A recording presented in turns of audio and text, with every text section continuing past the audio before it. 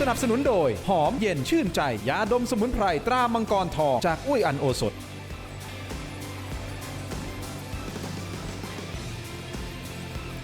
สวัสดีครับต้อนรับทุกท่านเข้าสู่รายการถกไม่เถียงนะครับประเด็นที่ผมจะถกวันนี้ต่อเนื่องเรื่องของการเมืองนะครับแต่มีเรื่องของเครนถล่มอีกแล้วเมื่อวานนี้นะครับคุณผู้ชมรายงานกันไปนะฮะเครนถล่มนะที่ไซต์ก่อสร้างนะรถไฟความเร็วสูง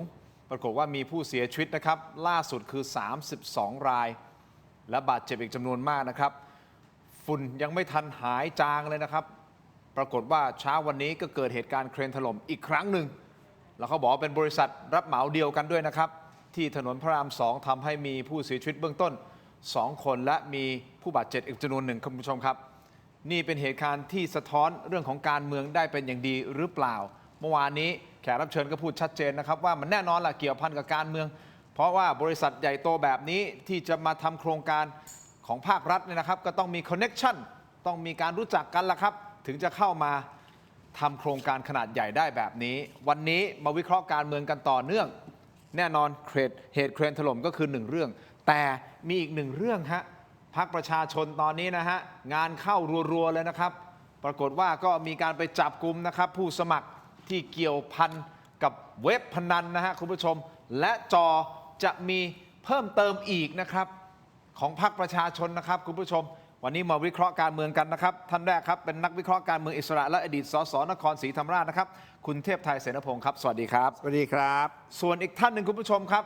วันนี้ให้เกียรติกับรายการแล้วนะครับท่านก็เป็นโฆษกอดีตโฆษกนะฮะของพรรคเพื่อไทยด้วยนะครับและเป็นนักวิเคราะห์การเมืองด้วยนะครับคุณศักดานพสิทธิ์ครับสวัสดีครับคุณศักดาครับขอบคุณทั้งสองท่านให้เกียรติรายการถกไม่เถียงนะครับคุณศักดาพูดคุยกันเลยฮะโอ้โหต้องบอกก่อนนะว่าการเมืองต้องติดตามอย่างใกล้ชิดนะครับแต่ถ้าจะพูดถึงเรื่องของการรับเหมาก่อสร้างผมไม่แน่ใจนะฮะมันผ่านหลายยุคหลายสมัยหลายรัฐบาลนะครับโครงการใหญ่ๆแน่นอนจะต้องมีคอนเนคชั่นใช่ไหมฮะกับการเมืองถึงจะเข้ามารับเหมาก่อสร้างได้แน่นอนเหตุเครนถล่มเมื่อวานนี้กับวันนี้ด้วยนะครับพระราม2มันสะท้อนอะไรในมุมของคุณนะครับ2เรื่องที่เราจะต้องพูดกันและทำให้ผู้ชมผู้ฟังได้เข้าใจครับประการแรกเนี่ยต้องยอมรับว่ามันเป็นเรื่องของอุบัติเหตุครับส่วนที่2เนี่ยมันเป็นเรื่องของสิ่งที่เกิดขึ้นในอุบัติเหตุและก็คอนเนคชั่นครับเรื่องของอุบัติเหตุใครก็ห้ามไม่ได้แต่มันมีมาตรการในการป้องกันและแก้ไขเยียวยายังไงนั้นก็ว่ากันไปในเชิงระบบแต่ด้วยความที่ช่วงนี้เนี่ยมันมีบริษัทขออนุญาตไม่ถึงแล้วกันนะเพราะว่าเมื่อวานรายการหรือว่าหลายๆช่องสื่อเขาก็นำเสนอไปแล้วว่าบริษัทที่รับเหมาผมใช้คำว่าบริษัทชื่อจีนแล้วกันก็มาเกี่ยวข้องกับนักการเมืองซึ่งต่อเนื่องกันมาตั้งแต่รัฐบาลประมาณสัก 3-4 รัฐบาลตั้งแต่รัฐบาลปี 60 แล้วกันครับ60 มาเรื่อยๆ 62 64 จนถึงท่านนายกรักษาการเนี่ยซึ่งมีความเกี่ยวข้องกับบริษัทของไทยซะด้วยมาตรการอย่างนี้เนี่ยที่มันเกิดขึ้นเนี่ยถ้าหากไม่ป้องกันแก้ไขให้เพียงพอแล้วเนี่ยย่อมจะเกิดเหตุการณ์อย่างนี้ซึ่งมาตรการในเชิงระบบของราชการที่เป็นผู้ว่าจ้างผู้รับเหมาแล้วก็ทำประโยชน์ต่อสาธารณูปโภคขั้นพื้นฐานเนี่ยอันนี้ต้องวางมาตรการป้องกันแต่สิ่งที่ประชาชนเห็นว่า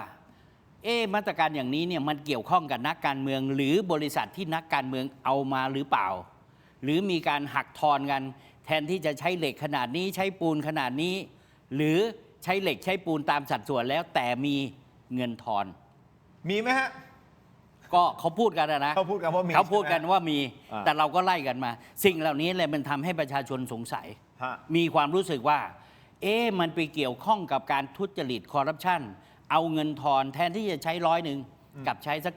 70 60อย่างเงี้ยส่วนที่มันไปอย่างเนี้ยมันก็กลายเป็นไม่ได้มาตรฐานและเมื่อไม่มีมาตรฐานและเป็นบริษัทที่มีความใกล้ชิดกับฝ่ายการเมืองก็ไม่มีมาตรการในการที่จะต้องเอาเคินอะไรเงี้ยออกหรือตัวตา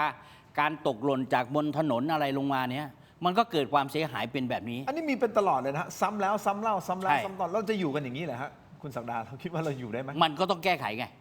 มันก็ต้องแก้ไขแล้วก็มีโอกาสในการแก้ไขจากกระบวนการของการเลือกตั้งอย่างน้อยที่สุดอย่าไปเอาพวกกลุ่มเทาไม่ว่าเป็นบริษัทหรือนักการเมืองเข้ามา2คนที่เป็น หลักอยู่แล้วที่จะบริหารบ้านเมืองไม่ว่านายกรัฐมนตรีหรือรัฐมนตรีก็ต้องเข้าใจว่าคุณต้องยุติหรือหาทางป้องกันไม่ให้ฝ่ายที่จะทุจริตและเข้าสู่การเมือง และมีตำแหน่งเข้ามาเกี่ยวข้องเนี้ยให้น้อยที่สุดหรือไม่มี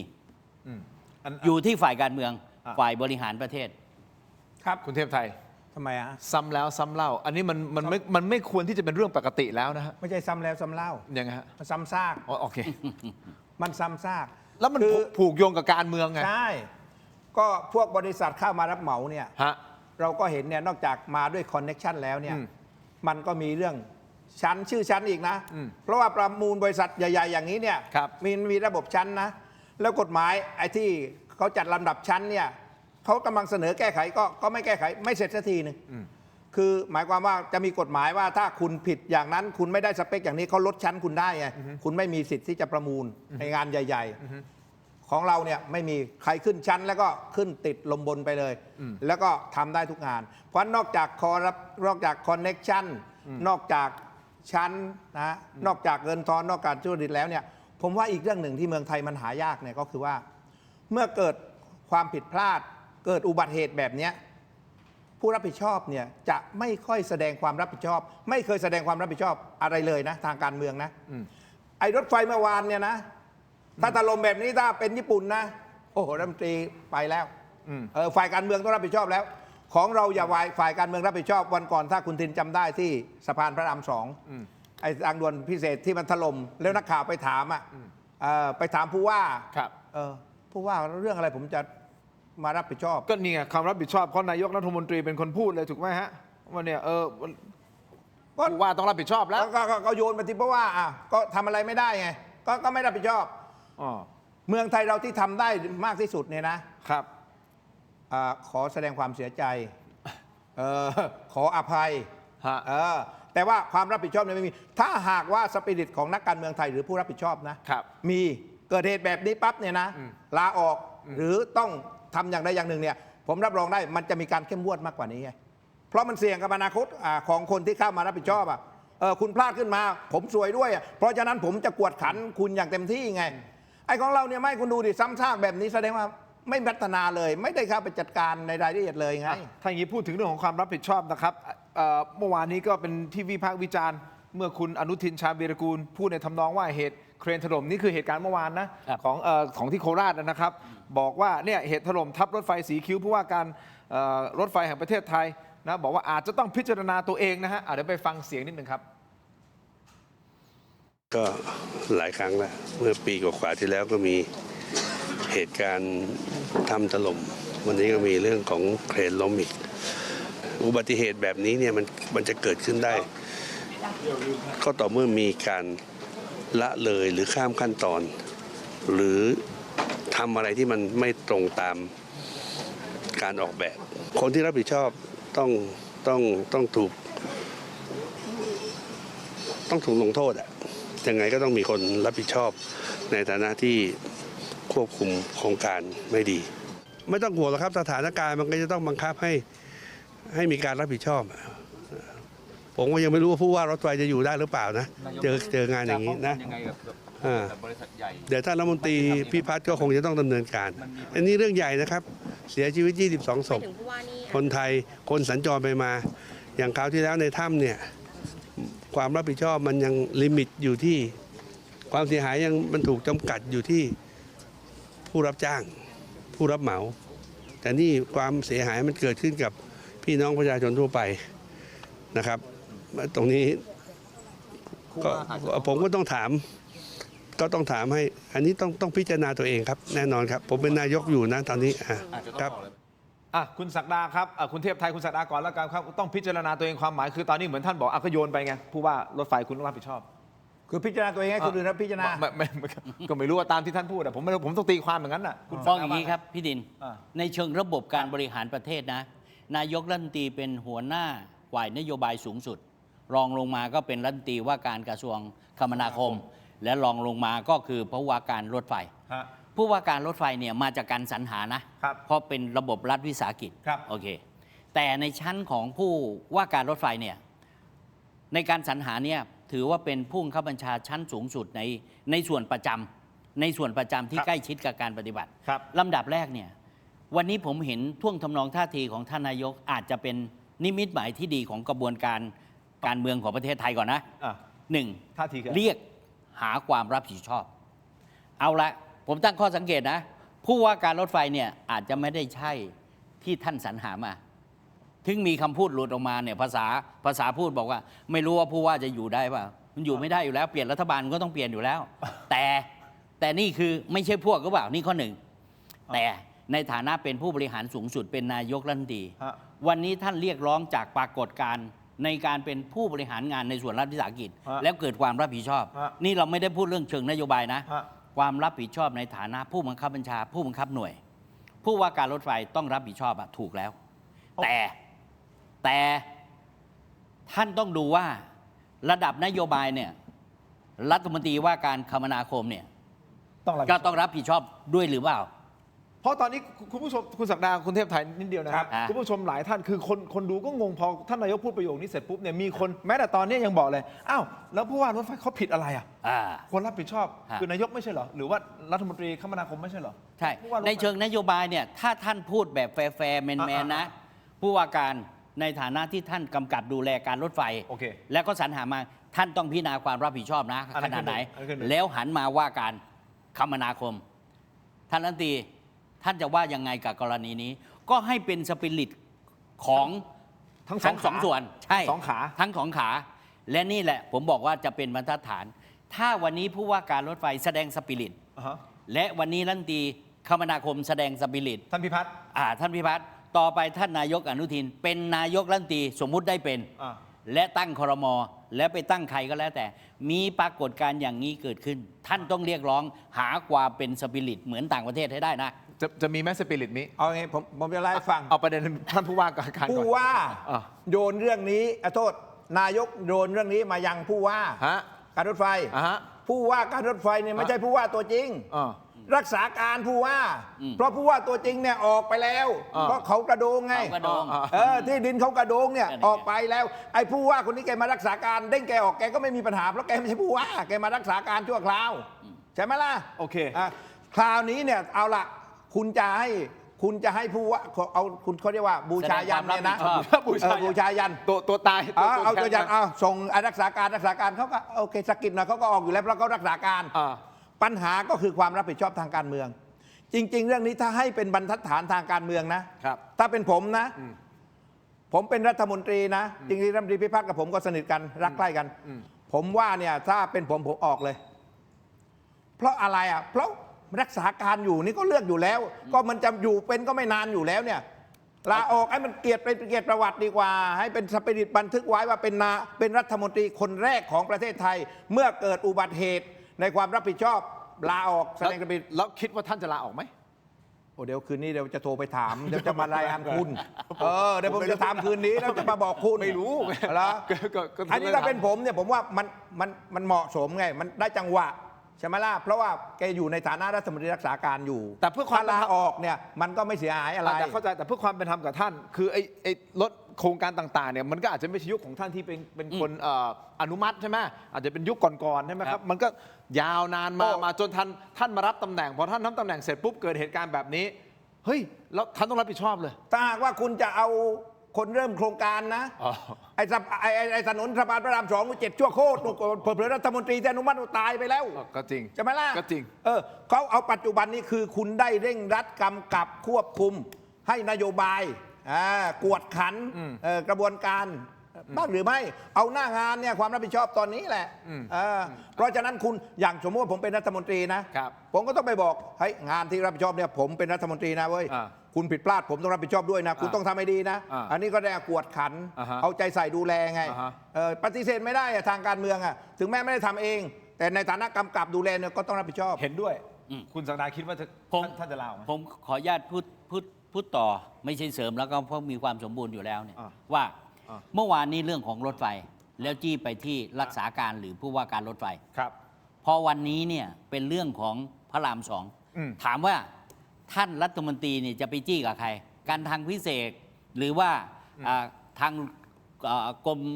ขนส่งทางบก ครับ เพราะมันต้องรับผิดชอบ ครับ ถูกไหมอันนี้ก็ต้องจี้ให้เหมือนกันนะ โอเค อันนั้นน่ะมันเป็นเรื่องของเคนที่หล่นมาที่รถไฟ อันนี้ชัดเจนแล้วเราวางทางรถไฟ ครับ วันพระรามสองเนี่ยวันเนี้ยท่านก็ต้องวางมาตรฐานไว้เหมือนกัน ถูกไหม โอเค สิ่งที่ผมอยากจะฝากในรายการคุณทินอย่างนี้ครับว่า สั้นๆครับ ท่านนายกเนี่ยเรียกร้อง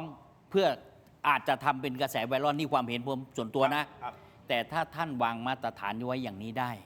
ต่อไปคนที่กำกับดูแลในส่วนรัฐวิสาหกิจ หรือระบบราชการ ครับ หรือแม้กระทั่งฝ่ายนโยบายที่เป็นรัฐมนตรีภายใต้กำกับเนี่ยเขาก็จะเริ่มมีสปิริตแล้วเพราะท่านได้วางมาตรฐานตรงนี้ไว้ โอเค ถ้าเป็นสมมติถ้าเป็นนายกลาออกผมว่าสง่างามมากนะ อันนั้น ได้คะแนนเลยนะนี่หาเสียงอยู่พอดีทำมาตรฐานขึ้นมาเนี่ยผมว่านะช่วง มี เนี้ย มีคนถามหาตั้งแต่น้ำท่วมหัดใหญ่แล้วครับเพื่อครั้งก่อนที่ผ่านมาเรื่องของการรับผิดชอบ แล้วนายก ไม่ใช่ให้ไปจี้คนอื่นให้เขาลาออก ก็ไม่รู้ นายกก็บอกว่าถ้าผมลาออกเดี๋ยวบ้านเมืองจะไม่มีใครบริหารนะเด้ เอาเป็นว่าแต่ท่านนายกพูดประโยคนี้นะครับเกี่ยวกับเหตุการณ์ครั้งนี้แหละครับคุณผู้ชมครับมันถูกโยงเป็นเรื่องของการเมืองการหาเสียงหรือเปล่านะครับท่านนายกบอกว่าไปดูซิว่าจังหวัดโคราชมีสสพรรคไหนเยอะที่สุด แล้วจะมาโยนให้พรรคอื่นได้ยังไงฟังเสียงท่านนายกหน่อยครับ ฝ่ายการเมืองเตรียมจะเอาเรื่องนี้มายกเอามาโจมตี อย่าตอนนี้ผมห้ามเขาไม่ได้ แต่ว่าเรื่องนี้ไม่ใช่เรื่องการเมืองครับ เป็นเรื่องเทคนิคนะครับ ถ้าบอกเรื่องการเมืองมันเดี๋ยวมันก็แทนที่มาคุยกันเรื่องความเสียหายเรื่องนี้ก็กลายเป็นเรื่องการเมือง อย่าไปฉวยโอกาสจังหวัดโคราชผู้แทนพรรคไหนเยอะที่สุด แล้วมาพูดจะไปโยนพรรคอื่นได้ยังไง ไม่ได้หรอกอย่าไปเล่นการเมืองไม่เอา นำเท้า ท่านบอกว่าอย่าไปเล่นการเมืองไม่เอา แต่ท่านบอกว่าแล้วพรรคไหนมีสสมากที่สุดใน คุณทิน ในโคราช คุณทิน สั้นๆนิดเดียวผมต้องพัก ท่านบอกว่าอย่าเอาเรื่องการเมืองมาเล่นกันตอนนี้มันเหมือนน่าเกลียดอะไร ใช่ เงี้ย เพราะว่าคนเสียชีวิตเยอะ แต่เวลาท่านสอบกลับประโยคสุดท้ายอ่ะ อ่า ไปถามดูซิว่าพรรคการเมืองไหน อย่างนี้การเมืองไหม อ้าว สั้นเมาหมัด ครับ สั้นๆเลย ท่านนายกเมาหมัดเหรอ คุณจะเมาหมัดพูดแบบนี้ โอ เมา เค หมัดแล้ว เดี๋ยวเรากลับมาวิเคราะห์กันคุณผู้ชมครับเดี๋ยวพักสักครู่สั้นๆนิดเดียวนะฮะเดี๋ยวมาวิเคราะห์ในประเด็นนี้รวมถึงเดี๋ยวไปพูดคุยกับดร.เอด้วยนะครับเพราะว่าลงพื้นที่ไปดูทั้งที่โคราชและพระราม2นะครับในมุมมองของนักวิศวกรเป็นอย่างไรพักสักครู่ครับ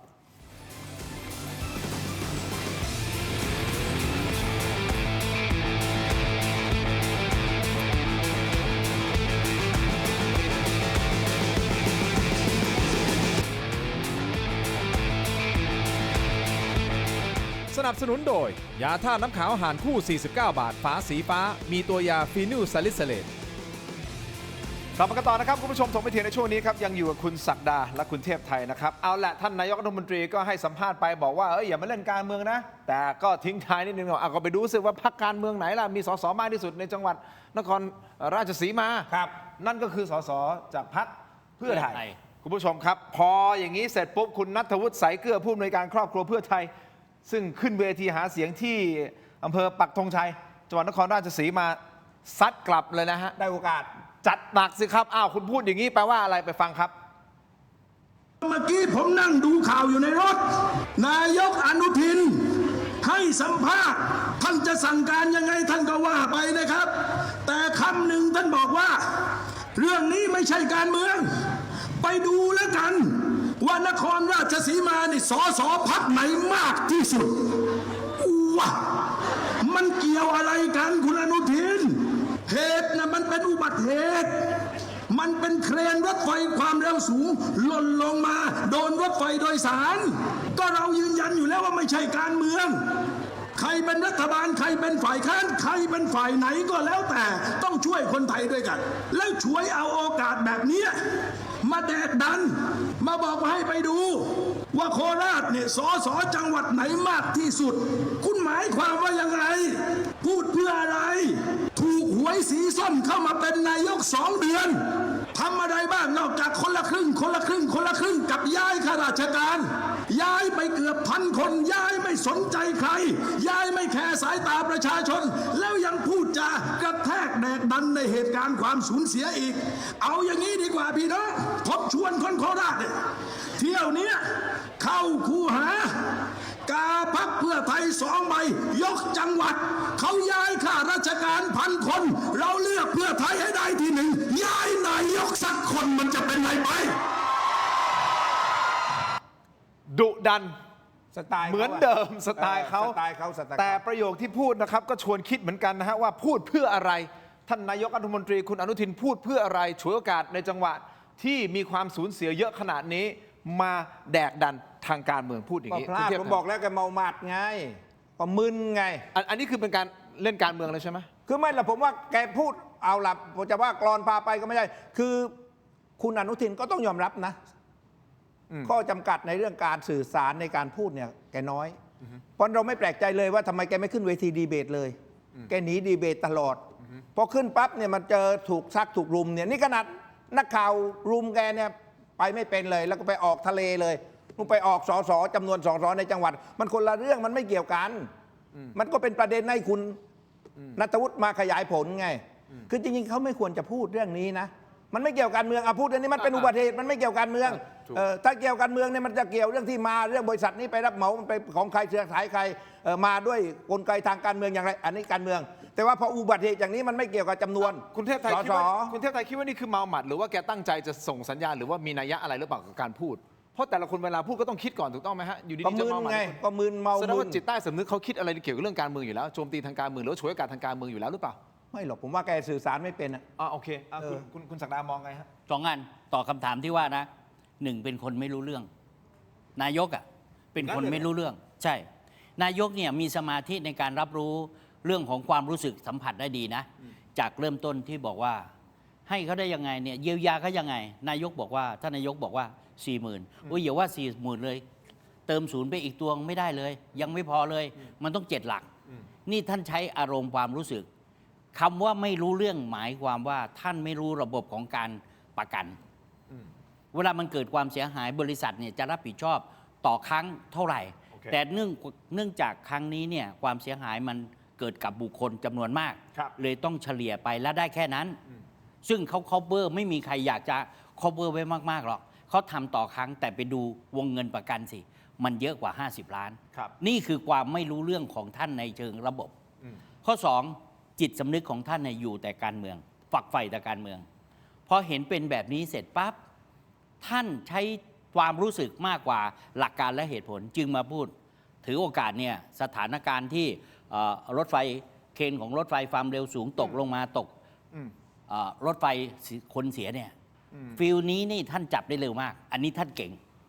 จับฟิลว่าถ้าพูดออกไปแล้วเข้าข้างคนที่สูญเสียหายเนี่ยตัวท่านเองพรรคของตัวท่านเอง หรือเครือข่ายของท่านเองจะได้ความรู้สึกจากคนเห็นใจนายกอย่างนี้ใจได้นี่นายกพูดอย่างนี้ดีนี่ไม่เข้าข้างการรถไฟไม่เข้าข้างส่วนของรัฐแต่ความรู้สึกที่ดีอย่างเงี้ยแฝงถึงความไม่รู้เรื่องในเชิงระบบ ข้อสุดท้ายยังไงเสียท่านก็จิตใจแต่การเมืองอย่างเดียวอย่าเอาเรื่องการเมืองมาพูดมันไม่ใช่เรื่องของการเมืองก็ยังดูดีนะแต่พอสุดท้ายมาจับโป๊ะได้ก็คือไปดูซิว่าโคราชมีสสของพรรคไหนมากที่สุดนี่เป็นตัวสะท้อนของท่านเนี่ย1จิตใจฝ่ายการเมือง2เอาการเมืองมาเล่นในสถานการณ์นี้3ความเป็นนายกของท่านไม่มีหลักการไม่มีองค์ความรู้ในเรื่องการบริหารราชการแผ่นดินเลยนี่ผมจะ เสริมนิดนึง ผมจะพูดแทนคุณอนุทินในฐานะเพื่อนผมไงก็ถูกพาดพิงแกไม่มาในรายการผมจะแก้ตัวให้ ขอโฟนอินสิไม่ต้องผมมาแทนแล้วผมมาแทนขอโฟนอินเลยไม่ใช่ว่าเราไม่พยายามที่ติดต่อท่านผมมาแทนตลอดท่านก็คือที่คุณศักดาพูดเนี่ยนะถูกข้อเดียวคือว่าแกหมกมุ่นทางการเมืองแต่ว่าอีกข้อหนึ่งผมว่าคุณศักดาพูดผิดข้ออะไรฮะก็บอกว่าคุณศักดาบอกว่าไม่รู้เรื่องไม่รู้ระบบไอ้ที่จะไปเติมศูนย์ใน 40,000เนี่ยนะไอ้นั่นแหละ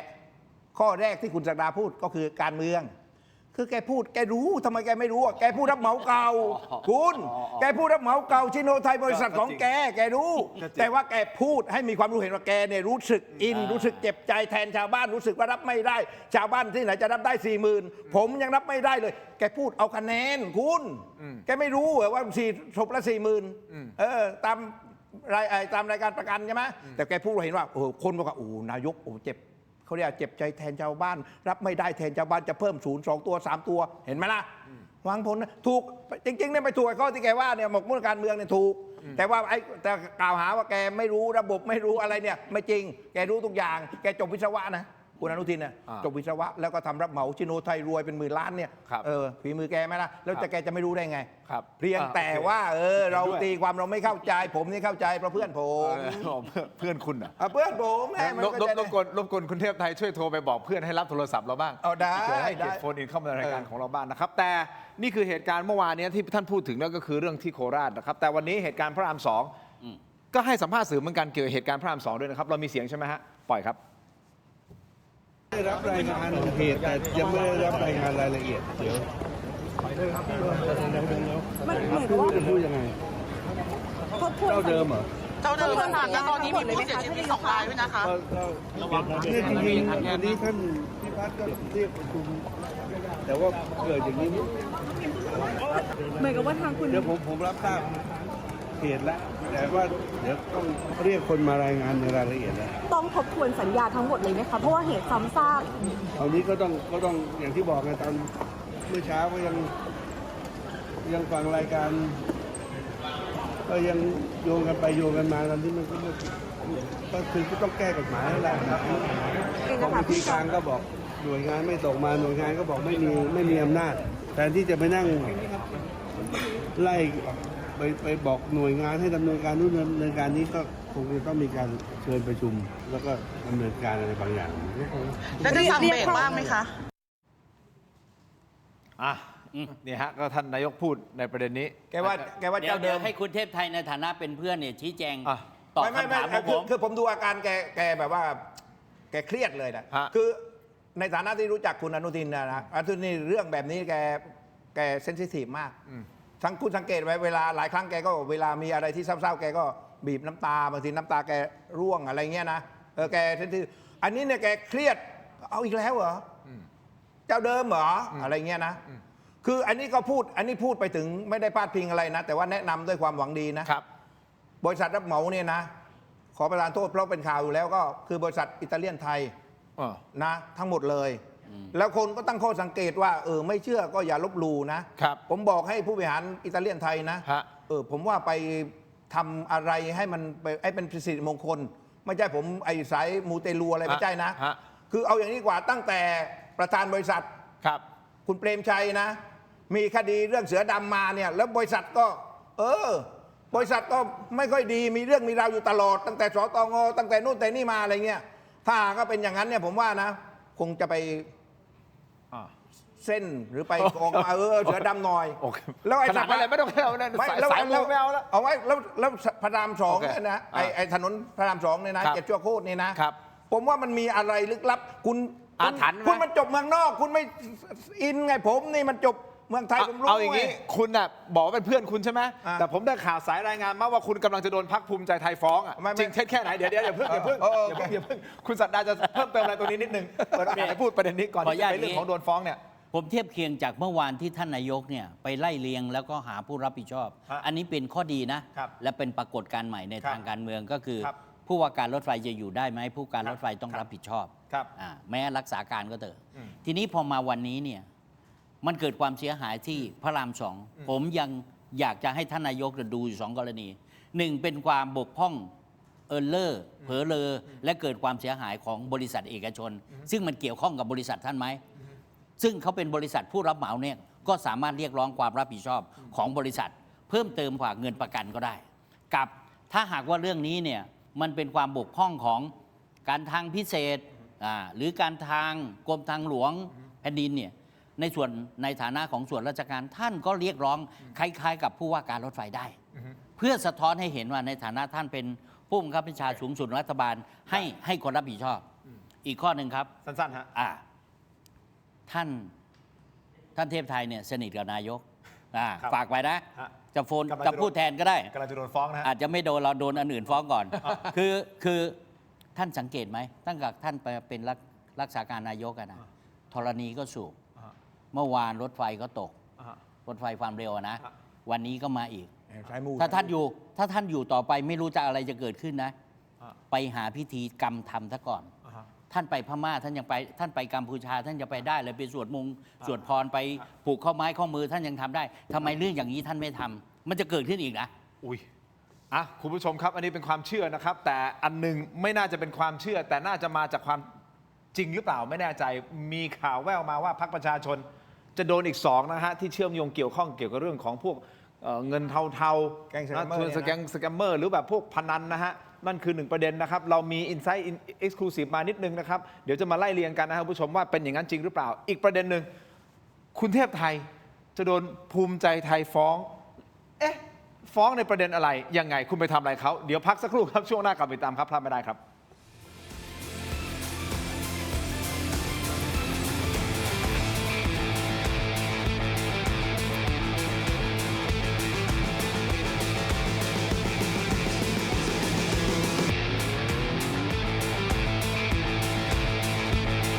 สนับสนุนโดย Lift Up Your Life สร้างสรรค์ความสุขให้ชีวิต Seagull Electric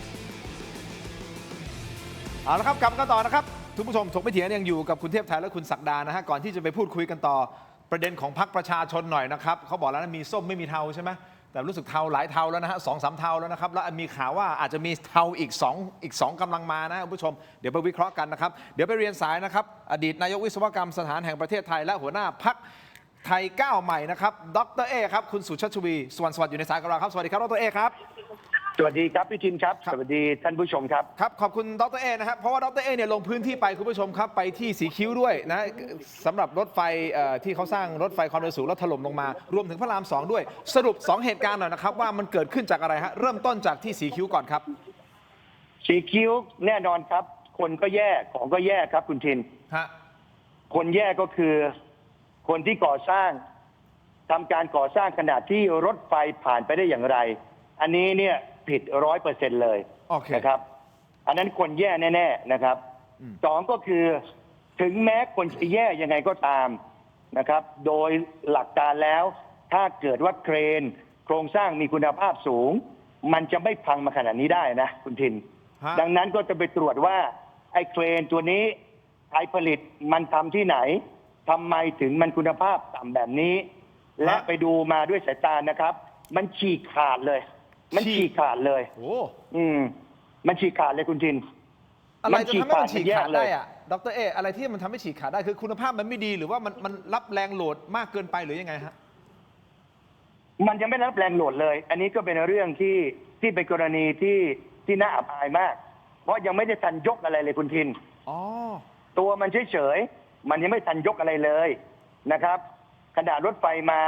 ไอ้คนทำงานเนี่ยก็พยายามที่จะขยับตัวมันพอขยับตัวมันปั๊บมันฟาดที่หัวเสาเลยฟาดแบบเบาๆนะก็ไม่ได้ฟาดสูงปรากฏมันหักงอฉีกขาดและมันทำให้รอกหนัก80 ตันขาดครึ่งลงมาเป็นมีดอิโต้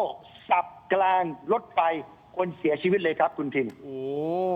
ก็แสดงว่าถ้าสันนิษฐานเบื้องต้นก่อนนะครับก็คือคุณภาพไม่ได้เหรอฮะวัสดุไม่ได้เหรอคุณภาพไม่ได้ใช่ไหมหรือยังไงฮะสันนิษฐานเบื้องต้นครับนะครับว่าคนเนี่ยแย่แล้วของที่ทำอาจจะแย่กว่าด้วยซ้ำเพราะเราดูด้วยสายตาบอกไม่ได้100%โอเคแต่ว่ามันฉีกขาดมากและลอกมันหลุดมาแบบนั้นมันไม่ควรจะเกิดขึ้นเพราะมันยังไม่ทันรับน้ำหนักอะไรเลยถูกไหมคุณทินครับผมโอเคอันนี้คือเหตุการณ์ที่สีคิ้วนะครับคราวนี้ตัดภาพมาที่พระราม2ดร.เอลงพระราม2ด้วยใช่ไหมครับใช่ครับตอนนี้ผมอยู่ที่พระราม2เลยครับเป็นยังไงบ้างครับเหตุการณ์พระราม2นี่คืออะไรเนี่ยพอเหตุการณ์ใหญ่สีคิ้วเกิดขึ้นประมาณ24 ชั่วโมงเกิดขึ้นอีกแล้วที่พระราม2อันนี้มันเกิดจากอะไรครับดร.เอพระราม2แตกต่างกันเพราะพระราม2กำลังหิ้วชิ้นส่วนพานกำลังหิ้วอยู่นะครับเขากำลังหิ้วอยู่ที่โคราชของเขาอยู่เฉยๆพังลงมาซะอย่างนั้นน่ะแต่ที่พระราม2กำลังหิ้วอยู่นะครับหิ้วคานขึ้นไปนะครับปรากฏว่าระหว่างที่การหิ้วนะครับฐานรองตัวหนึ่งที่ดูในคลิปนะครับมันพังพอมันพังเครนมันพังมันก็ทำให้มันรับน้ำหนักคานที่หิ้วไม่ได้ก็ลงมาทั้งกระบี่เลยลงมาทับคนตายนี่คือสถานการณ์ที่เกิดขึ้นที่พระราม2ข้อมูลที่พระราม2น้อยนิดมากนะครับยังไม่มีการแถลงข่าวผมดูจากในคลิปเท่านั้นเองแต่ก็เห็นว่าเครนลักษณะคล้ายๆกันเครนคล้ายๆกันเลยครับเนี่ยเครนคงจะมีปัญหาเหมือนกันเพราะไม่รู้ว่าใช้มานานแค่ไหนมีการบำรุงรักษามีการตรวจสอบหรือไม่ ก็กลับไปที่คุณภาพคนในการดูแลเครนก็แย่ คุณภาพเครนเองก็อาจจะแย่ หรือไม่มีคุณภาพตั้งแต่ต้น เอาเข้ามาใช้ในเมืองไทยได้อย่างไร ดังนั้นเหตุการณ์ 22 ชั่วโมง 24 ชั่วโมงที่มีการสูญเสียคำถามคุณทิน มีเครนประเภทนี้ใช้อีกกี่ร้อยตัวในประเทศไทยที่กำลังใช้อยู่ นั่นน่ะสิ นะครับ เป็นผมแบนไปแล้ว ฮะ ผมแบนเดี๋ยวนี้ไปแล้ว ครับ และมันเข้าประเทศไทยได้อย่างไร เอามาใช้ได้อย่างไร และที่พระราม2เนี่ยมีข้อสงสัย ครับ ว่ามันมีการเขาเรียกว่าสับต่อหรือไม่ ส่งให้ผู้รับเหมาช่วงหรือไม่ มัน เหมา ทำ ช่ ให้ วงเหรอฮะ ใช่ครับ อันนี้ต้องไปดูนะครับ โอ้ มีคนส่งข้อมูลให้ผม ให้ไปดูละเอียดว่ามีผู้รับเหมาช่วงหรือไม่ ซึ่งทำให้ราคาที่รัฐจ่ายไป ถูกผู้รับเหมาหลักหักไปส่วนหนึ่งแล้ว เหลืออีกนิดเดียวถึงผู้รับเหมาช่วง โอเค ดังนั้นอาจจะเป็นต้นตอทำให้เกิดคนไม่ได้มาตรฐานนะครับเครนไม่ได้มาตรฐานสุดท้ายคนไทยตายครับ อันนี้รับเหมาช่วงความหมายก็คือสมมตินะฮะคุณผู้ชมสมมติผมได้รับโครงการนี้ผมต้องเป็นคนที่ทำถูกต้องไหมพี่เทพไทยพี่ศักดา ใช่ แต่ว่าเผอิญผมจ้างต่ออะผมไม่ทำเอง ใช่ ผมเอาส่วนแบ่งสมมติว่าผมคอมมิชชั่นใช่ไหมผมเอาเท่านี้แล้วผมก็ไปจ้างพี่เทพไทยต่อในราคาที่ถูกลงพี่เทพไทยก็ไปทำ ถูก นี่คือรับช่วงต่อ ช่วง ถูก เพราะฉะนั้นคนที่ทำจริงๆที่ได้รับโครงการนี้จริงๆไม่ได้เป็นคนทำ ใช่ ใช่อาจจะเหลือเงินนิดเดียวก็ได้นะครับ อาจจะ ดังนั้นอันนี้ก็เป็นสาเหตุหนึ่งสาเหตุหลักนะครับ ที่เป็นไปได้ โอเค ทำให้เครนที่ผมกำลังมองอยู่นี้นะครับ ฮะ มันหล่นลงมา โอเค และเท่าที่ดูนะครับ คิดว่าทั้งคนและของมีปัญหาครับ เอางี้ดร.เอกคำถามสุดท้ายสั้นๆนิดเดียวเลยนะครับคราวเนี้ยมันเกิดข้อกังวลของคุณผู้ชมหลายคนรวมถึงตัวผมเองถ้าสมมติเกิดเขาสร้างเสร็จแล้วเนี่ยสมมตินะมันอีกเมื่อไหร่ไม่รู้ที่สร้างเสร็จมันปลอดภัยไหมที่จะใช้งานอ่ะหรือว่ามันจะเกิดเหตุการณ์ลักษณะแบบนี้เกิดขึ้นอีกไหม ตามหลักนะครับ มันควรจะปลอดภัย ครับ แต่ผมไม่รู้ในกรณีของแผ่นดินไหวนะครับ หรือในกรณีอุบัติเหตุที่มีรถใหญ่มาชนมันเนี่ยจะเป็นอย่างไร ครับ ถ้าการออกแบบไม่ได้ ครับ มาตรฐาน ครับ วัสดุไม่ได้มาตรฐาน ครับ นะครับ การประกอบไม่ได้มาตรฐาน ครับ อยู่ของมันดีๆ อาจจะรอด ครับ แต่ถ้าเกิดมีอุบัติเหตุมีแผ่นดินไหว ครับ ไม่มีวิศวกรคนใดในโลกกล้าการันตีให้คุณชินครับ โอเค ถ้าอย่างนี้เราก็ต้องระมัดระวังแล้วฮะเอาเป็นว่าดร.เอเดี๋ยวคงมีโอกาสได้คุยกับดร.เอเพิ่มเติมในกรณีโครงสร้างเรื่องของวิศวกรรมเรื่องของแบบเนี้ยที่มันซ้ำแล้วซ้ำเล่าเนาะแต่ผม ครับ นะผมขอบคุณดร.เอในช่วงนี้ก่อนนะครับแล้วเดี๋ยวคงได้ ขอบ คุย คุณ กัน ครับ ใหม่ พี่ทินสวัสดีครับพี่ศักดาสวัสดีครับพี่เทพไทยครับ ครับ สวัสดี ส ครั วั บ สดีครับสวัสดีครับ ท่านผู้ชมครับสวัสดีครับ ขอบคุณมากครับคุณผู้ชมครับก็นี่คือท่านลงไปดูเองเลยนะฮะทั้งสองที่นะครับเอาเป็นว่ายังไม่สรุปยังไม่ยืนยันว่าสาเหตุที่แท้จริงมันเกิดขึ้นจากอะไรนะครับแต่จากตาเปล่าที่เขามองเนี่ยมันหนึ่งคนแหละน่าจะเกี่ยวกับเรื่องของคนด้วยนะฮะสองเรื่องของวัสดุนะเรื่องของวัสดุเองเรื่องของอุปกรณ์ต่างๆ เองมันขาดการเมนเทนเนนซ์หรือเปล่าใช่ไหมพอมารับช่วงพอตังค์ทอนเยอะอะพอตังค์ทอนเยอะมันก็ต้องเซฟค่าใช้จ่ายลดคอร์ส ส่วนนี้ผมขอสักไม่เกิน 20 วิ เชิญฮะ ผมเมื่อกี้ครับ ผมอยู่ชลบุรี ผมต้องวิ่งผ่านเส้นบางนาตราดไปอย่างนี้ยนะ ผมเห็นอยู่บ่อยเลยที่เอาแสแลมปิดขึงยังมีเคนอยู่บนทางอะไรเงี้ย ซึ่งอย่างน้อยที่สุดเนี่ยแค่ลมพัดมาหรือว่าการเอ็นเอียงเนี่ย ครับ ก็เป็นอันตรายแล้ว ครับ มาตรการอย่างนี้เนี่ยหน่วยของรัฐที่เป็นผู้ว่าจ้างต้องกำกับดูแลนะ นี่แหละ แล้วเห็นไหม ผมเพิ่งไปจีนมาเมื่อปลายปี ฮะ ผมไปเห็นการก่อสร้างเขานะเขาปิดคุมแสแลมอย่างดี และไม่มีเคนอย่างนี้มาขวางอยู่บนที่สูงเลยนะ เมืองไทยเต็มไปทั่วเลย จะมีได้ เนี่ย ไง อันตราย ไอ้เครนแบบนั้นก็ส่งมาเมืองไทยหมดแล้ว คุณจะมีได้ไงก็ชวนดูนะก็ดร.เอบอกว่าเช็คดูว่าเครนที่มาเนี่ยเป็นเครนมือสอง ดี คุณเทพไทยตอนนี้เขาขอ 20 วิ เมื่อกี้นี้เกินไปแล้ว32 วิแล้ว ใช่ ผมขอไปต่อนิดเดียวนะฮะคุณผู้ชมครับ เอาเป็นว่าสั้นๆ นิดเดียวฮะสื่อของอังกฤษนะครับ The Guardian ลงข่าวเรื่องของเครนถล่มที่นครราชสีมา โดยระบุในช่วงท้ายของข่าวบอกว่า อุบัติเหตุในสถานที่ก่อสร้างและโรงงานอุตสาหกรรม เป็นเรื่องปกติในประเทศไทย และการบังคับใช้กฎระเบียบด้านความปลอดภัยที่หย่อนยานอาจนำไปสู่การเสียชีวิตได้โอ้โหสื่อของโลก สื่อของระดับอินเตอร์เขามองไทยอย่างเงี้ยว่าไซต์ก่อสร้างเราเป็นอย่างเงี้ยเรากู้ เสียหาย เสียหายเราจะกู้หน้ายังไงล่ะครับ ใช่เสียหายมาก มันก็มีแหละวิธีการกู้หน้าก็หาคนรับผิดชอบ แล้วก็อย่าให้มันเกิดขึ้นอีกแต่สุดท้ายมันก็เกิดขึ้นอีกนะฮะเอาเป็นเรื่องของเครนเราพักตรงนี้ก่อนนะครับคุณผู้ชมครับผมขอไปต่อเรื่องของพรรคประชาชนกันหน่อย มีส้มไม่มีเทาอะไรประมาณนี้ แต่ปรากฏว่า มีส้มไม่มีเทามีเราไม่มีแป้ง สโลแกนใหม่เขาล่าสุด อ๋อโอเคแต่เขาต้องเคลียร์ของเขาก่อนนะพรรคประชาชน คุณเทพไทยเนี่ยรู้ทุกเรื่องเลย ยกเว้นเรื่องเพื่อประชาธิปัตย์กับเรื่องตัวเอง เพราะประชาธิปัตย์เราไม่ได้อยู่แล้วไง อ้าวคุณเป็นนักวิเคราะห์การเมืองคุณต้องรู้ทุกพรรค ไม่ สิ เราเป็นศิษย์เก่า สิทธิ์เก่าไม่สามารถที่จะวิพากษ์วิจารณ์ ศิษย์เก่าเนี่ยเข้าไป สถาบันตัวเองเหรอฮะ เพราะถ้าไปวิพากษ์วิจารณ์มากเขาหาว่าคุณก็แค่นั้นแหละไม่พ้นประชาธิปัตย์ โอเค เอางี้พรรคประชาชนก่อนแล้วนะครับ อ่า เมื่อช่วงเช้าที่ผ่านมามีรายงานนะฮะตำรวจไซเบอร์คุณผู้ชมนำกำลังเข้าจับกลุ่มนายรัชพงศ์นะสร้อยสุวรรณเป็นผู้สมัครสสเขต 2 จังหวัดตากพรรคประชาชน ซึ่งเป็นผู้ต้องหาตามหมายจับศาลอาญานะครับคุณผู้ชม ซึ่งบางช่วงบางตอนสสให้สัมภาษณ์กับนักข่าวสั้นๆนะฮะไปฟังกันหน่อยครับ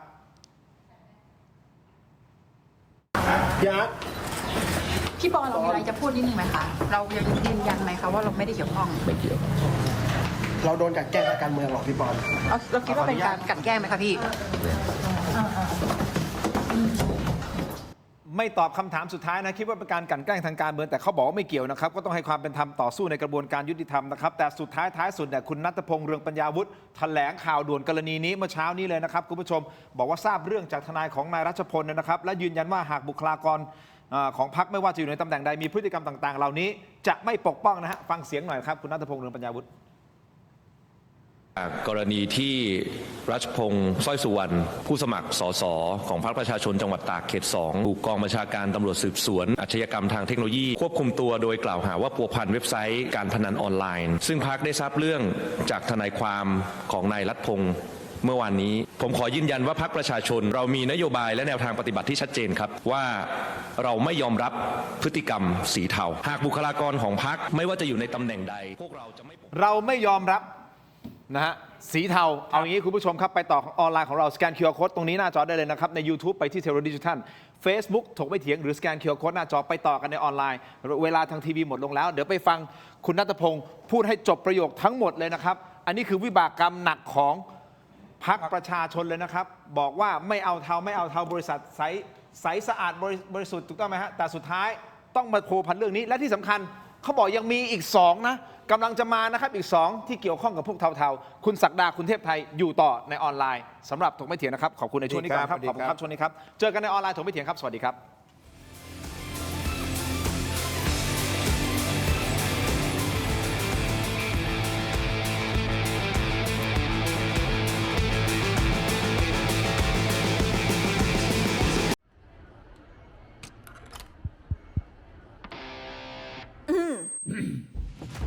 ไมบาซิน OTC รสส้มและรสมะนาว ยาอมบรรเทาอาการเจ็บคอ ช่วยระงับเชื้อในปากและลำคอ จากเกรเตอร์ฟาร์มาตรวจอ่านคำเตือนในฉลากก่อนใช้ยา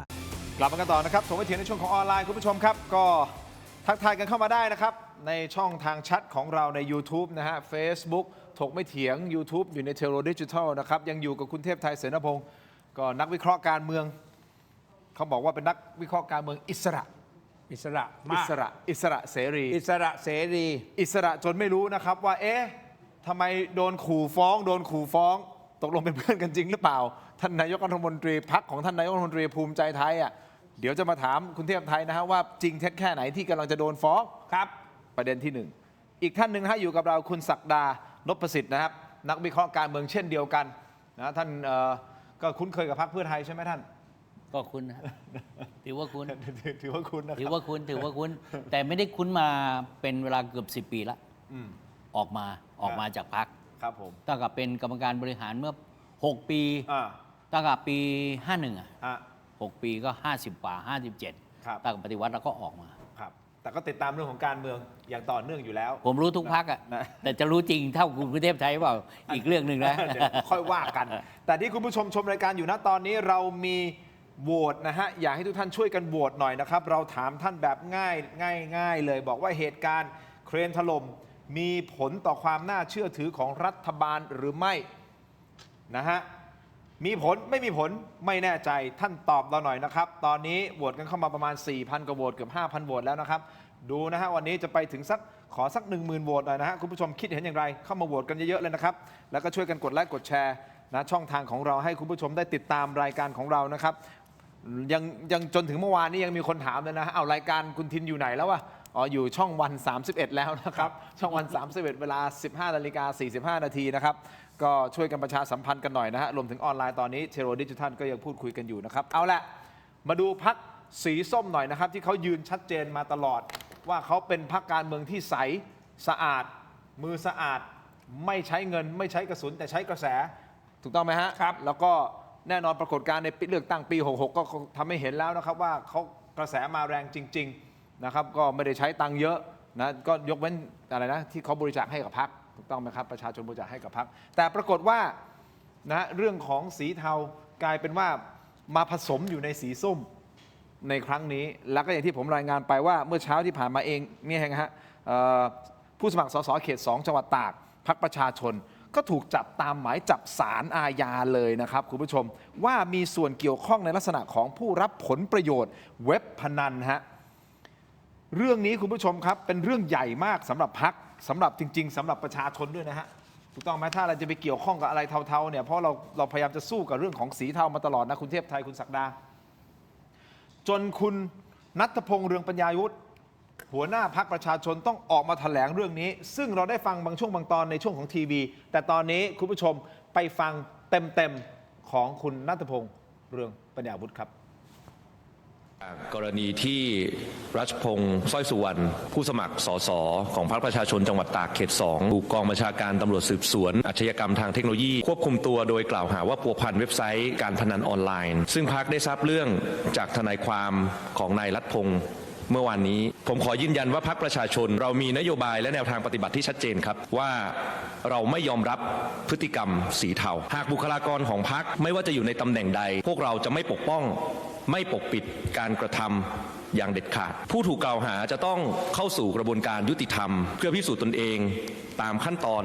ตามกฎหมายทุกประการสำหรับคุณรัชพงษ์เองเนี่ยเคยมีข้อร้องเรียนเข้ามาจริงครับแล้วเราไม่ได้นิ่งเฉยเราเคยส่งตัวแทนบุคลากรของพรรคลงไปตรวจสอบในพื้นที่สอบถามคนในพื้นที่แล้วนะครับพยายามนำสืบอย่างเต็มที่แล้ว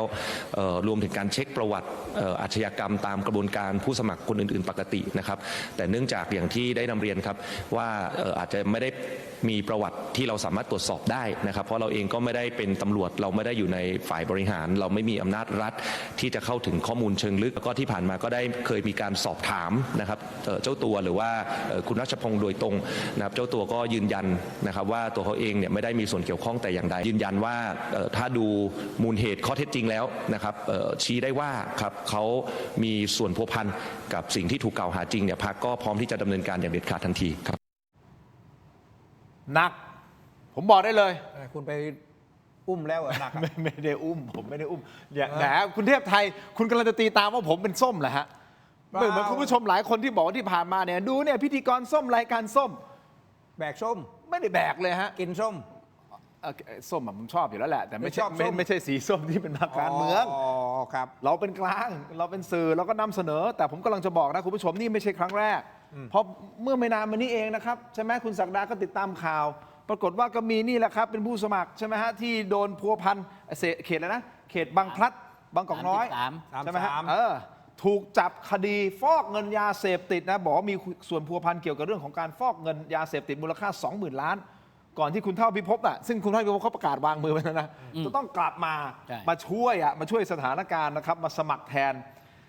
จนเกิดการตั้งคำถามคุณผู้ชมครับเอาจริงๆนะถ้าไปดูเบื้องลึกเบื้องหลังนะคุณพรรคส้มจริงๆเขามีการพยายามคัดกรองแล้วก็มีสัญญาณเตือนสำหรับใครบางคนแล้วนะว่าให้คนนี้ให้ระวังนะมันมีพฤติกรรมแบบนี้แต่เหมือนพรรคก็ฝืนหรือเปล่าผมไม่แน่ใจนะฝืนยังเอาคนนี้มาอยู่สุดท้ายก็เกิดเรื่อง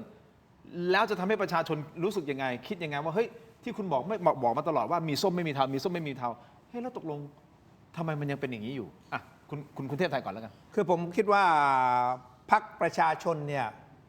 มีปัญหาเรื่องการคัดเลือกผู้สมัครอยู่ระดับหนึ่งเลยแหละเพราะว่าผมก็เห็นว่าพรรคเขาก็เป็นพรรคใหม่อ่ะเขาเป็นพรรคใหม่แล้วก็วัฒนธรรมองค์กรเขาในการตรวจสอบเนี่ยมันก็อาจจะไม่ละเอียดถี่ถ้วนเหมือนกับพรรคการเมืองเก่าๆคุณเทพไทยคิดอย่างนั้นเหรอครับแต่เวลาเขาไปตรวจสอบพรรครัฐบาลเขาจับโอ้โหมีข้อมูลเต็มไปหมดเลยนะใช่ถูกไหมเขาสามารถที่จะเข้าถึงแหล่งข้อมูลมีคนส่งข้อมูลให้เขาเต็มไปหมดเลยพอเป็นพรรคตัวเองไม่มีข้อมูลก็ละหลวมไงมันละหลวมละหลวมอย่างเช่น2 กรณีเนี่ยที่ผมบอกเขาละหลวมเนี่ยนะเขาควรจะรู้เนี่ยอย่างเช่นผู้สมัครสสเขต 33 บางพลัดคุณแบงค์ คุณแบงค์ไม่ใช่ walk in เข้ามาสมัครนะก็เป็นผู้ช่วยสสเป็นอนุกรรมาธิการเป็นอะไรมาตั้งหลายปีอะ มีการเตือนไปด้วยนะลูกคุณ แต่ว่าไอ้คนนี้เนี่ยไอ้คนรัฐพงษ์เนี่ยไอ้คนนี้ก็เป็นสสมาแล้วไง ครับ เพราะฉะนั้นพอเป็นสสมาแล้วอยู่ในพรรคเนี่ยต้องเห็นต้องสังเกต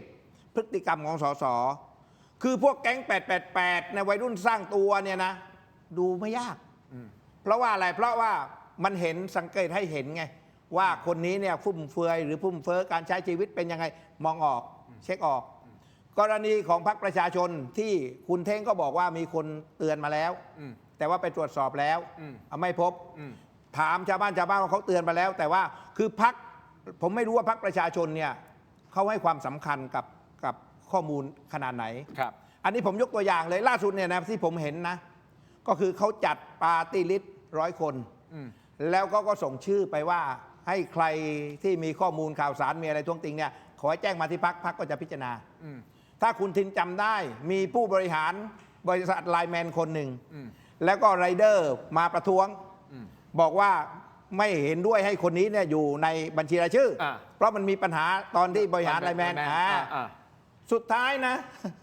ไอ้คนนี้รู้ไหมว่านอกจากไม่ตัดออกแล้วเนี่ยอยู่ในบัญชีรายชื่ออันดับ 5ขึ้นมาอันดับ5เอาอย่างนี้แสดงว่าไอ้คนที่ไปยื่นหรือว่าไอ้กลุ่มไรเดอร์ที่ไปท้วงติงแสดงคุณไม่ฟังเลยไม่มีประโยชน์เลยไงอันนี้ยกตัวอย่างให้เห็นไงเพราะฉะนั้นไอ้ในกรณีของคนพวกนี้ที่เขาท้วงติงมาเนี่ยคุณก็อาจจะคิดว่ามันไร้สาระหรือเปล่าคุณก็ไม่ละเลยไม่ได้สนใจหรือเปล่าอันนี้ผมยกตัวอย่างให้เห็นไงคุณควรที่จะเอาใจใส่แล้วก็ต้องเขาเรียกว่าดับเบิลเช็คหรือหลายเช็คก็แล้วกันเช็คให้มันชัดทั้งนอกทั้งในอะไรต้องเช็คหมดอันนี้นะข้อเรื่องข้อเท็จจริงนะกับ2เนี่ยผมคิดว่ามันเป็นประเด็นที่เขาบอกว่าการแกล้งทางการเมืองหรือไม่เนี่ยคือถ้าหากว่าไม่มีประเด็นก็ไม่มีใครแกล้งหรอกแต่ผมก็เชื่อว่ามันเป็นประเด็น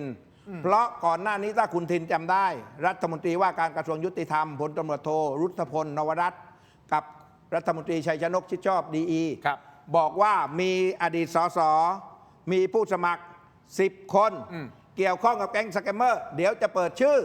ใช่ไหมผมก็เลยบอกให้คุณเปิดมาดิถ้าคุณมีคุณเปิดคุณอย่าเอาเรื่องนี้ไปแบล็กเมย์เขาหรือว่าเอานี้เป็นตัวประกันทางการเมืองนี่ตั้งแต่พูดมาเนี่ยยังไม่เปิด แล้วยังไม่เปิดแล้วมาจับเอาของพรรคประชาชนคนก็อยากจะรู้เอาละในพรรคประชาชนมีพรรคอื่นมีไหมคุณประกาศมาจริงๆเราอยากรู้นะอยากรู้ว่าพรรคไหนมีก็เปิดมาเลยเปิดมาดิคุณมาต่อรองทำไมมาเป็นสร้างเป็นประเด็นการเมืองทำไมโอเคคุณผู้ชมครับฟังคุณเทพไทยไปแล้วนะฮะก่อนที่จะไปที่คุณศักดาไปฟังคุณชูวิทย์นิดนึงพอดีคุณชูวิทย์พูดในประเด็นนี้นะคุณศักดาเดี๋ยวจะได้ให้คุณศักดารวบไปเลยนะครับคุณชูวิทย์พูดประเด็นนี้ในรายการเรื่องใหญ่รายวันนะฮะของช่องวันนี่แหละครับคุณผู้ชมครับเดี๋ยวไปฟังนะพูดในประเด็นนี้น่าสนใจมากฟังครับผมว่าลูกหลานเราในอนาคตถ้าพรรคส้มเป็นรัฐบาลคงจะเล่นพนันออนไลน์กันเยอะในมือผมมีหมายจับอยู่แต่ผมไม่ให้ดูนะผมไม่ให้ใครดูอันนี้ก็คือข่าววันนี้เลยพูดง่ายๆนะฮะก็คือที่ตำรวจไปจับคุณรัชพงศ์สร้อยสุวรรณนะฮะผู้สมัครสสตากเขต 2 พรรคประชาชนแล้วเป็นสสมาก่อนด้วยนะใช่ฮะผมถามให้คุณอ๊อฟและท่านผู้ชมในรายการช่องวันเนี่ยถามง่ายๆเลยเป็นสสมาก่อนคุณไม่ทราบเหรอผมถามว่าพฤติการอย่างเงี้ยคุณจะตั้งสโลแกนเทาแล้วคุณไม่ดูสสคุณเลยว่าเทาหรือเปล่าผมถามย้อนกลับไปที่กรรมการบริหารไปถามเท่งไปถามธนาธรคุณจะดูแลลูกหลานไทยในอนาคตยังไงในเมื่อลูกพรรคคุณเองเนี่ยยังสีเทาอยู่เลยผมจะพูดให้ฟังนายปอนเนี่ยนะรัชพงศ์เนี่ยนะมีพฤติการมาเก่าก่อนแล้วและคนในพรรคเนี่ยรู้ผมพูดอย่างนี้เลยคนในพรรครู้และได้ไปเตือนกับกรรมการบริหารแล้วแต่กรรมการบริหารก็ยังยืนยันว่าเอาคนนี้ด้วยสาเหตุว่าคนนี้ดูแลตัวเองได้ในพรรคนี่รู้กันหมดว่านายปอนเนี่ยทำเว็บคำว่าดูแลตัวเองได้คือไม่ต้องพึ่งการเงินจากพรรคมีเงินหมุนเวียน300 ล้านไม่จำเป็นต้องใช้เงินพรรคเลยจัดว่าคนนี้เนี่ยเป็นสสเกรด A เกรด A ยังไงเพราะอดีตสสด้วยดูแลตัวเองได้ด้วย นายบุญยฤทธิ์เนี่ยที่โดนจับไปครั้งแรกเนี่ยนะเรื่องยาเสพติดฟอกเงินเนี่ยเป็นผู้สมัครใหม่ครับชนะผู้สมัครเก่าก็เหตุผลเดียวกันก็คือดูแลตัวเองได้นะฮะขอบคุณฮะเรื่องใหญ่รายวันคุณอ๊อฟกับคุณชูวิทย์นะฮะกับการให้สัมภาษณ์ผมบอกงี้ก่อนนะฮะคุณศักดาถ้าเป็นอย่างที่คุณชูวิทย์พูดเนี่ยเฮ้ยนี่มันหนักมากเลยนะนี่เท่ากับว่ารู้ทุกอย่างแต่ก็แล้วไงเขาดูแลตัวเองได้ก็โอเคผลประโยชน์สมเจือสมกันก็โอเคไปปล่อยอย่างนี้โอ้โหถ้าเป็นอย่างนั้นจริงนะใช่อันนี้ต้องให้ความเป็นธรรมก่อนนะคุณผู้ชมที่ถูกจับตอนนี้นะบอกงี้ก่อนนะฮะเขายังเป็นผู้บริสุทธิ์อยู่นะจนกว่าศาลจะตัดสินเป็นที่สุดถูกต้องไหมคุณเทพไทยจนกว่าศาลตัดสินเป็นที่สุดนะให้ความเป็นธรรมนะแต่ในเวลาเดียวกันมันก็คงอดคิดไม่ได้หรอกครับเฮ้ยถ้ามันไม่มีมูลเนี่ยมันคงมาไม่ถึงวันนี้นะคุณศักดาคิดยังไงประเด็นนี้ฮะนี่ไงเวลามีการถกแล้วยังต้องมีการเถียงฉะนั้นเวลาเราฟังข้อมูลด้านหนึ่งเนี่ยเราก็ควรจะฟังข้อมูลอีกด้านหนึ่งประการแรกเป็นอย่างนี้ครับเราเห็นมอตโต้ของพรรคก่อนเลยพรรคสีส้มเนี่ยพรรคประชาชนนี่ไม่ได้เข้าข้างนะไม่ได้เกี่ยวกับผมเลยพรรคประชาชนบอกว่ามีส้มไม่มีเทามีเราไม่มีเทาทำนองแบบนี้ไปเรื่อยในลักษณะคือทุกพื้นที่นี่เป็นตรรกะแล้วนะว่าเขาปฏิเสธความเป็นเทาความเป็นดำแน่นอนเขาปฏิเสธเลยและถ้าหากว่าเขารู้ตัวอยู่แล้วว่าในขณะที่อยากจะปฏิเสธว่ากล่าวตำหนิติติงหรือว่าง่ายๆเลยว่าชี้หน้าพรรคต่างๆเลยว่าถ้าเทาไม่เอาถ้าดำไม่เอาคุณทินคิดว่าจะไม่มีใครมาตรวจสอบเลยรู้อยู่แล้วฉะนั้นเชิงตรรกะนี้เป็นเชิงตรรกะท้าทายกับโลกของความเป็นจริงที่เชื่อว่าคนในส้มไม่มีอันนี้เป็นตรรกะก่อนข้อแรกนะข้อ2เป็นอย่างนี้ครับในนวลของสมาชิกทั้งหมดที่จะเข้าสู่กระบวนการของการคัดเลือกยิ่งครั้งหลังเนี่ยจะต้องมีหลักฐานก่อนคือทุกคนต้องไปสถานีตำรวจไปกองอาชญากรรมว่าคุณไม่มีประวัติอาชญากรรมไปตรวจสอบประวัติและเอาใบนั้นมาแสดงตัวตนก่อนเรื่องราวทั้งหลายแหล่ใครจะมองว่ายังไงเป็นเรื่องของคำพูดแต่เอาตัวนี้เป็นหลักฐานเบื้องต้นถึงจะเป็นส่วนในการรับข้อที่3พรรคได้ตรวจสอบข้อมูลทั้งหลายแหล่ซึ่งมีข้อมูลทั้งลบและบวกกับบุคคลเหล่านี้อย่างที่คุณชูวิทย์พูดจริงแต่ที่ไม่จริงก็คือไม่ใช่หรอกการดูแลตัวเองได้หรือไม่ได้เขต33ขออนุญาตไม่เอ่ยชื่อเขต33ที่มาลงเนี่ยเขาก็อยู่ในส่วนของพรรคเป็นผู้ช่วยสสทำงานกับพรรคก็มองดูว่าก็ดูอยู่แล้วว่ามันไม่มีอะไรแต่ถ้ามันจะมีก็คือมีแม้กระทั่งที่ตากเมื่อวานถ้าหากว่าเขาดูแลตัวเองได้มันก็เหมือนกับคนอื่นแต่ที่สำคัญกว่านั้นเขาเป็นอดีตสสถ้าหลักฐานไม่เชิงประจักษ์การตรวจสอบประวัติไม่มีต้องให้เขาลงนี่คือหลักการไม่ใช่ว่าเขาดูแลตัวเองเขาได้เอาหลักการก่อนเอาหลักการก่อนข้อสุดท้ายเนี่ยพอมาถึงทันทีนะ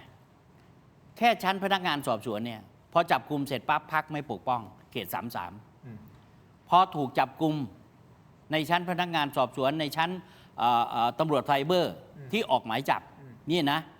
ไม่ปกป้องรีบตัดขาดเลยอันนี้ผมมาพูดเทียบเคียงอีกนิดนึงว่ากับในกรณีที่พรรคมีความเชื่อว่าคำว่าเราไม่เอาเทาเนี่ยหมายถึงว่าเทาชัดเจนและมีหลักฐานนี่เขาไม่มีหลักฐานและมาถูกแจ้งถูกจับในชั้นหลังการเลือกตั้งแล้วหลังการสมัครรับเลือกตั้งแล้วเพราะเราไปวีโต้กับพวกเทาเขานี่คือเป็นแรงโต้แรงต้านที่มันเข้าสู่พรรคเทียบเคียงครับที่ชลบุรีปี 2566 มีแก๊งพนันเว็บพนันและฟอกเงินพอขึ้นสู่ตำรวจออกหมายจับนี่ขออนุญาตศาลนะไม่ใช่ตำรวจจับเองแบบนี้นะแล้วส่งไปที่อัยการสั่งไม่ฟ้องอย่างนี้ถือว่าบริสุทธิ์ไหมเพราะมันเป็นกล่าวหาจากการสืบสวนสอบสวนของเจ้าหน้าที่ฝ่ายเดียวนี่แต่พออัยการไปดูเสร็จปุ๊บดูสำนวนดูเลยเฮ้ยไม่ฟ้องสั่งไม่ฟ้องไปดูเลยครับที่ชลบุรีที่ชลบุรีมี2 อันทีนี้ถัดมาอันนี้ไม่ใช่อัยการสั่งไม่ฟ้องขนาดมีหมายศาลแล้วไม่ใช่ศาลประทับรับฟ้องและอยู่ในระหว่างการพิจารณาแล้วบางพรรคยังปกป้องเนี่ยมาตรฐานมันต่างกันไหมเช่นที่สงขลาเป็นต้นโอเคเพราะฉะนั้นผมเลยจะเทียบเคียงให้ฟังว่าอันนี้เป็นข้อเท็จจริงเชิงประจักษ์ว่าเราไม่เอาเทาแต่เรายังมีคนเทาใช่หรือไม่หรือเราก็พยายามตรวจสอบแล้ว เมื่อหน่วยงานอื่นที่มีหน้าที่ในการตรวจสอบ เช่นตำรวจเห็นว่าเขาเทาก็เอาไปเลยเอาออกไปเลย แต่ถ้าฟังจากที่คุณชูวิทย์พูดรวมถึงคุณเทพไทยวิเคราะห์ไปก่อนหน้านี้คือเขาก็คงรู้อยู่แล้วคงฉะนะผมไม่ได้ยืนยันนะแต่ว่าเหมือนกับว่าเขาก็รู้อยู่แล้วว่าคนคนนี้เป็นอย่างเงี้ยแล้วทำไมยังปล่อยให้เขาเข้ามา ผมเชื่อว่าไม่รู้ถ้ารู้ไม่เอา กลายเป็นฟังดูนี่อันนี้คือในมุมของผมถ้าพักรู้อยู่ไม่ใช่เป็นการแบกส้มอะไรใช่ไหมไม่แบกโอเคถ้าพักรู้อยู่แล้วไปเอาถือว่าพักส้มนี่แย่มากโอเคเพราะพักส้มยังบอกเลยว่าไม่เอาเท้าถูกในเชิงตรรกะคือเอาอย่างนี้ครับผมคิดว่าเรื่องนี้นะพรรคส้มเนี่ยมีปัญหาในการจัดในการคัดเลือกคนในการกลั่นกรองคนจะบอกว่าบกพร่องโดยสุจริตก็ได้ผมก็ไม่ได้เสียงอะไรนะแต่ว่าคนอยู่ด้วยกันในพรรคเนี่ยถ้ามีพฤติกรรมให้เห็นเนี่ยมันมองออกเราอยู่ในพรรคนานๆเรารู้ว่าเพื่อนสสคนนี้ยิ่งอยู่ในกลุ่มเดียวกันเรารู้ว่าสสคนนี้เนี่ยเอาตังมาไหนรวยได้ยังไงอยู่ดีๆมีรถหลายคันมีผมเลยเสนอให้รัฐบาลอนุทินเนี่ยว่าเอาจริงเนี่ยนะถ้าคุณอยากจะปราบแก๊งสแกมเมอร์จริงเนี่ยนะคุณไม่ต้องไปยึดทรัพย์ใครให้ไกลมากนะเอาสสในสภาที่ยื่นบัญชีทรัพย์สินต่อปปชเด็กอายุไม่เกิน35 ปีเอาสัก45ก็แล้วกันเอาสสคนไหนอายุไม่เกิน45 ปีมีเงินเกิน100 ล้านเรียกมาให้ชี้แจงให้มาดีใครมาเลยว่ามายังไงเงิน100 ล้านนี่มายังไงมาไงถ้าคุณบอกมรดกเอามาใครโอนมาให้คุณบอกทำธุรกิจใบเสียภาษีเอามาถ้าคุณชี้แจงไม่ได้ผมสันนิษฐานได้ก่อนเลยว่าอันนี้แบบพูดออกสันนิษฐานเลยแบบพูดเหมือนสันนิษฐานไว้เลยว่าอันนี้เป็นเงินที่ไม่ถูกกฎหมายยึดกล้าไหมล่ะมันจะได้กันในพวกวัยรุ่นสร้างตัวแก๊ง888เนี่ยเยอะคนฟอกตัวเข้ามาเป็นสสนี่ตอนนี้เด็กยุคนี้นะพอมีฐานะหน่อยก็มาอยู่ในสภาไงฟอกตัวมาอยู่ในสภาเป็นสมาชิกผู้ทรงเกียรติไงคุณเห็นไหมล่ะเอางี้คือขั้นตอนในการคัดกรองของพรรคประชาชนมีปัญหาใช่ไหมผมคิดว่าหรือว่าไม่ใช่มีปัญหาคือหรือหลับตาข้างหนึ่งไม่ผมว่าไม่ละเอียดไม่ฟังคำท้วงติงไม่เอาใจใส่ไม่เอาใจใส่เอาอย่างผมยกตัวอย่างไอ้คนชื่อละอิสระภัยอะไรนู้นผมจำชื่อก็ไม่ได้นะแต่ว่าเป็นผู้บริหารไลน์แมนนี่นะนอกจากถูกท้วงติงถูกมาประท้วงแล้วนะถ้าเป็นผมเนี่ยผมไว้ลำดับท้ายๆและผมอธิบายว่าผมไว้ท้ายๆเขาคงไม่ได้เป็นสสหรอกครับแต่ว่าเอาละผมไม่อยู่ในบัญชีแต่อันนี้มาอยู่ในอันดับ5อยู่อันดับ5ไม่พอตอนนี้เป็นผู้บริหารฝ่ายเศรษฐกิจเป็นรัฐมนตรีเงาอยู่นะคุณดูดิแล้วถ้าสมมติว่ามีเรื่องขึ้นมาสมมติว่ามีอะไรขึ้นมาแล้วไอ้พวกที่มาประท้วงมันจะไม่บอกว่าแล้วผมบอกแล้วผมมาประท้วงแล้วคุณก็ไม่ฟังผมวันนั้นยังมาไม่ถึงให้มาถึงก่อนค่อยว่ากันตอนนี้เท่ากับว่าสิ่งที่เขาประท้วงผมเดาเอานะกรรมการบริหารพรรคคงดูแล้วสิ่งที่ประท้วงก็อาจจะไม่ได้เป็นอย่างนั้นจริงหรือไม่ได้เป็นอย่างนั้นมากไม่เป็นไรอาจจะเป็นอะไรที่โอเคก็คุณขยับมาตั้ง20-30ไม่ดีกว่าอันนี้แสดงท้าทายมากคุณขึ้นมาอยู่อันดับ5เนี่ยผมว่ามันท้าทายมวลชนมากนะคนมาประท้วงแล้วคุณอยู่อันดับ5แล้วคุณได้เป็นทีมบริหารด้วยนะไอ้เก่งไม่เก่งผมไม่รู้จักเขาเลยนะแต่ว่าผมว่าถ้าหากว่าฟังกระแสที่คนมาประท้วงเนี่ยก็ควรให้น้ำหนักเขาบ้างนิดเดียวคุณสดานิดเดียวสั้นๆตรงนี้เลยเดี๋ยวให้กรณีนี้นะครับเดี๋ยวผมจะไปต่อเพราะว่าผมยังมีประเด็นเกี่ยวกับเรื่องนี้แหละอีก2หมายครับรอรับแรงกระแทกได้เลยความหมายคือพรรคประชาชนรอรับแรงกระแทกได้เลยวิเคราะห์ประเด็นนี้ก่อนตอนที่เขต33ไม่ชื่อนะตอนที่เขต33ของพรรคส้มเนี่ยโดนคนแรกที่ไปเกี่ยวข้องเนี่ยนะครับหลังจากนั้นก็เงียบไปเลยวันนี้เนี่ยถูกจับที่จังหวัดตากผมก็อยากจะให้เอาเส้นทางทางการเงินเนี่ยถ้าพนักงานสอบสวนตำรวจสืบสอบมาได้ถึงขนาดนี้แล้วเนี่ยก็ควรจะต้องขยายผลแล้วก็มาสื่อสารต่อนะไม่ใช่จับแล้วก็ตีแล้วก็หายในขณะที่ส่วนอื่นเนี่ยที่ผมยกตัวอย่างให้สักครู่เนี่ยมีเส้นทางการเงินมาหมดเลยเอามาชี้แจงเลยยังอยู่ได้เลยเฉยนี่ตีแล้วหายเนี่ยอีกอันหนึ่งครับที่คุณเทพไทยพูดเนี่ยเวลาเขาดูเนี่ยผมเชื่อลูกสาวผมเนี่ยอยู่พรรคสีส้มผมบอกกันเลยว่าเขาบอกเลยว่าที่พรรคเนี่ยพูดเสมอเลยว่าวันนี้เราต้องรับแรงกระแทกสูงเพราะว่าเราน่าจะ ได้อยู่ในลำดับหนึ่งฉะนั้นเรื่องเหล่านี้เนี่ยถ้าไม่มีหลักฐานไม่ต้องไปหวั่นไหวกรณีบัญชีรายชื่อลำดับที่ 5 นี่ก็เหมือนกันขออนุญาตไม่เอ่ยชื่ออันนี้ก็เป็นการพูดกันมา ถ้าไม่จริงผมว่าประชาชนไม่ควรเลือกพรรคสีส้มโอเคแฟร์อย่ามากล่าวหากันเพราะมันต้องโดนถล่มอยู่แล้วต้องรับแรงกระแทกอยู่แล้วต้องรับแรงกระแทกอยู่แล้วนะครับเมื่อช่วงเที่ยงที่ผ่านมาเองครับสารวัตรโอ๊ตคุณธีรวัตรปัญญาธรรมกุลเป็นอดีตตำรวจแล้วนะฮะเพราะลาออกจากตำรวจนี่สารวัตรโอ๊ตนี่เข้าใจว่าภาพนี้ถ่ายที่รายการถกไม่เถียงใช่ไหมทีมงานโพสต์อย่างนี้ครับอีก2 หมายรอรับแรงกระแทกถ้ารู้ว่าทำผิดทำให้พรรคเสียหายแสดงความรับผิดชอบก่อนได้เลยนะครับไม่ต้องรอให้ออกหมายจับมีภาพแบบนี้โพสต์ออกมาแต่สักพักลบทิ้งครับแต่มีคนโพสต์ไปแคปไม่ทันมือแคปเดี๋ยวนี้เก่งมากเลยนะเรามีแคปแบบออโต้แคปป่ะใครโพสต์อะไรให้ออโต้แคปไปเลยไม่ต้องมานั่งแคปเองล่าสุดทีมงานถูกไม่เถียงตรวจสอบไปที่พรรคประชาชนได้รับรายงานเบื้องต้นว่ามีกระแสข่าวออกมาว่าอาจจะมีผู้สมัครสสของพรรคประชาชนอีก2 ท่านจะโดนแบบเดียวกันกับเมื่อช่วงเช้าที่ผ่านมานะฮะคุณผู้ชมเดี๋ยวอีกแป๊บหนึ่งขณะเดียวกันนะฮะช่วงเช้าวันนี้เองนะครับดร.ธนกิจจิตอารีรัตน์นะครับนายกองตรีดร.ธนกิจจิตอารีรัตน์นี่ฮะท่านธนกิจนะครับโฆษกพรรคกล้าทำซึ่งท่านได้รับแต่งตั้งให้เป็นโฆษกพรรคกล้าทำและในฐานะผู้สมัครสสบัญชีรายชื่อพรรคกล้าทำลำดับที่11ท่านโพสต์ไว้อย่างนี้ฮะมีมึงก็ไม่มีตูเช่นกันวาทะระยำเก่งจังโดนไป2 คนละเดี๋ยวก็มีอีกฝากรับผิดชอบหน่อยนะโอ้โหพี่กิตแรง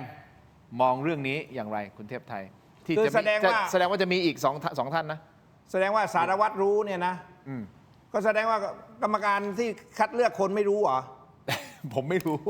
นี่ขนาดสาวคนในพรรคนะผู้สมัครนะแกก็รู้ว่าแกก็รู้ว่ามีอีก2นะแล้วก็ถามว่าคนในพรรคเดียวกันไอ้ธนกิจเนี่ยผมไม่ได้สนใจเขาอยู่แล้วแต่ว่าคนในพรรคโพสต์แสดงเขารู้ก็คือว่าไม่ได้บอกหรือบอกแล้วเขาไม่ได้พิจารณาหรือไม่อันนี้ผมตั้งคำถามนะแต่ว่าในขณะเดียวกันเมื่อ2 รัฐมนตรีบอกว่ามีอดีตสส10 คน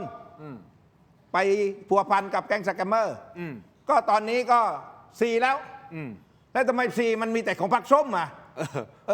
พรรคอื่นมีไหมผมก็ถามก่อนหรือคุณปล่อยข่าวแค่ว่า10แล้วคุณเพื่อที่จะให้มันดูดี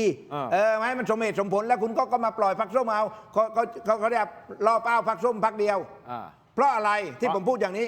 เพราะผมรู้ไงว่าไอ้พวกอยู่ในแก๊งสแกมเมอร์เนี่ยย้ายไปอยู่พรรคอื่นด้วยตั้งหลายคนวันก่อนที่เขาจับ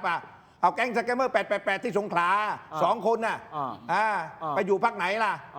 ไปอยู่พรรคสีน้ำเงินก็คนหนึ่งคุณกล้าเปิดไหมล่ะถ้าคุณไม่เปิดถ้าคุณเปิดไม่มีคุณก็เสียไงคนก็จะถามแล้วคนนี้วันก่อนเป็นแก๊งสแกมเมอร์อยู่พรรคอื่นอันนี้มาอยู่พรรคนี้หายชื่อหายถูกเป่าไปเป่าอะไรเงี้ยเพราะฉะนั้นผมท้าเลยท้าว่าท้าไหนในกล้องไหนผมจะดูที่ใครเอาผมท้าเลย2 รัฐมนตรีท้ารัฐมนตรีนะรุตพลรัฐพลนวรัตน์รัฐมนตรียุติธรรมและรัฐมนตรีชัยชนกชิดชอบรัฐมนตรีดีถ้าคุณบอกว่ามี10 คนเกี่ยวข้องกับแก๊งสแกมเมอร์คุณเปิดชื่อมาเลยอย่าเอาเรื่องนี้มาตีกินเป็นตัวประกันคุณเปิดมาเลยพรรคไหนบ้างไม่เกี่ยวเอาว่ากันมาแล้วก็จะให้สังคมตรวจสอบถ้าคุณเปิดมา10 คนและไม่มีชื่อที่สังคมสงสัยว่าทำไมไม่มีชื่อคนนี้เดี๋ยวสังคมก็จะตรวจสอบคุณเองผมไม่เปิดก็อย่ามาตีครูมาเปิดมี10 คนแล้วคุณก็มาล่อเป้าพรรคที่เป็นเป้าหมายที่คุณจะเล่นงานอันนี้ไม่เกี่ยวกับส้มนะผมไม่ยุ่งกับส้มผมไม่ได้แบกส้ม แต่วันนี้เล่นส้มหนักนะแต่ว่าผมบอกให้ฟังผมก็เป็นกลางไงเรามันอิสระนักวิเคราะห์การเมืองอิสระก็เป็นกลางก็พูดไงเป็นกลางใช่ไหมเป็นกลางก็บอกมาผมจะได้พิสูจน์แต่คุณกำลังจะโดนฟ้องนะทำไมเดี๋ยวผมค้างไว้ก่อนนะผมเอาเป็นว่าคุณสุประชัยรู้จักใช่ไหมรู้จักคุณสุประชัยใจสมุทรบางซุปเนี่ยบางซุปนะเขาบอกเดี๋ยวก่อนนะคุณเทพไทยคุณพูดอะไรคุณระวังนิดนึงนะเดี๋ยวผมจะมีข้อมูลเพิ่มเติมนะเดี๋ยวให้คุณเทพไทยอธิบายนะว่าคุณจะโดนฟ้องจริงหรือไม่อย่างไรนะครับตัดภาพมาที่คุณสัตดานี่ไงอีก2 คนออกมาแน่นอนสารวัตรโอ๊ตออกมาพูดและยังไม่รู้นะว่าจะมีเพิ่มเติมอีกหรือเปล่านะครับนะใช่ไหมฮะแน่นอนท่านพูดเมื่อสักครู่นี้คุณสัตดาพูดเมื่อสักครู่นี้ลูกสาวของท่านถูกต้องไหมฮะชื่อว่าคุณวรรณิดา นพสิทธิ์นะฮะท่านเป็นผู้สมัครสสชลบุรีเขต2ครับเป็นอดีตสสเป็นอดีตสสครับแล้วสมัครรอบนี้ด้วยใช่ไหม ด้วย สมัครรอบนี้ด้วย ด้วย โอเค ผมก็รู้จากสสนี่แหละจากลูกสาวเนี่ยความลับก็ไม่ได้มากมายอะไรก็พูดเท่าที่ข้อมูลให้ได้ เนื่องจากคุณโน้ตเนี่ยเขาเป็นตำรวจสัญชาตญาณหรือข้อมูลในเครือข่ายของเขาเนี่ยเขาอาจจะรู้ดีกว่ากรรมการบริหารผมเคยถามว่าเวลาในการคัดคนในครั้งนี้เขาคัดยังไงครับคัดเข้มมากกว่าเดิมเลยพูดได้แค่ว่าคัดเข้มมากกว่าเดิมก็ผมถึงยืนยันตรรกะไงครับว่าในขณะที่เขาพยายามที่จะคัดบางคนนี่ยังถูกออกเลยบางคนเนี่ยเป็นสสแล้วยังไม่ให้ลงเลยเว้นแต่เป็นคดีการเมืองเป็นคดีการเมืองเนี่ยให้ไปอยู่ในบัญชีรายชื่อเพื่อแก้ไขปัญหาเท่านั้นเองและบางคนก็ไม่ได้ไปต่อเพราะเขาไม่ได้อยากลงกรรมการพูดอย่างนี้ครับต้องให้โอกาสในการถูกกล่าวหาโดยไม่มีหลักฐานกับเขาคณะกรรมการเนี่ยพิจารณาโดยข้อนี้แม้รู้ว่าเขามีคำพูดอย่างนี้คำพูดอย่างนี้เขาบอกว่ามันการแกล้งกันทางการเมืองได้ต้องเปิดโอกาสถ้าหากว่าเป็นเรื่องของคดีและเรายืนยันตัวตนของเราแล้วว่าเราไม่เอาเทาและถ้าตราบใดมีเทาอยู่กับเราก็จะโทษนะครับถีบออกเลยเอาออกเลยใครมาช่วยจัดการกันทิ้งสิไม่ปกป้องถ้าปกป้องนี่สิมันจะไม่เข้ากับมอตโต้ที่บอกว่ามีส้มไม่มีเทาโอเคนั่นหมายความว่าถ้าเขาถูกกล่าวหาลอยๆโดยที่ไม่มีหลักฐานก็ควรที่จะให้โอกาสเขาในการเสนอตัวถูกต้องไหมฮะครับแต่ถ้ามีหลักฐานชัดเจนหรือว่ามีหลักฐานมาแล้วปุ๊บเฮ้ยมันไม่ชอบมาพออันนี้ไม่เอาละนี่ต้องถีบเขาออกหรือว่าเตะตัดเขาออกผมขอแยกตัวอย่างหนึ่งว่ากระบวนการยุติธรรมหรือตำรวจเนี่ยนะมีส่วนในการตรวจสอบได้มากเลยไม่ว่าอยู่ภาคส่วนธรรมดาหรือหน่วยพิเศษในการตรวจสอบคุณทีนรู้ไหมครับคนที่ตรวจสอบได้ดีที่สุดคือคนในพื้นที่ถ้าหากเล่นกันแบบแฟร์ไม่ได้เอาการเมืองมาเล่นนะคนในพื้นที่ย่อมรู้ว่าคนนี้เนี่ยเกี่ยวข้องกับยาเสพติดเกี่ยวข้องกับเว็บพนันเกี่ยวข้องกับการฟอกเงินหรือเปล่าคุณปล่อยไปสักพักหนึ่งคนนี้ไม่ได้เป็นสสมาหรอกนอกจากมันต้องซื้อคุณว่าพรรคส้มคนไหนซื้อผมไม่ได้เข้าข้างนะถ้าเอาพรรคส้มแล้วซื้อแสดงว่าเขาซื้อเพื่อปกป้อง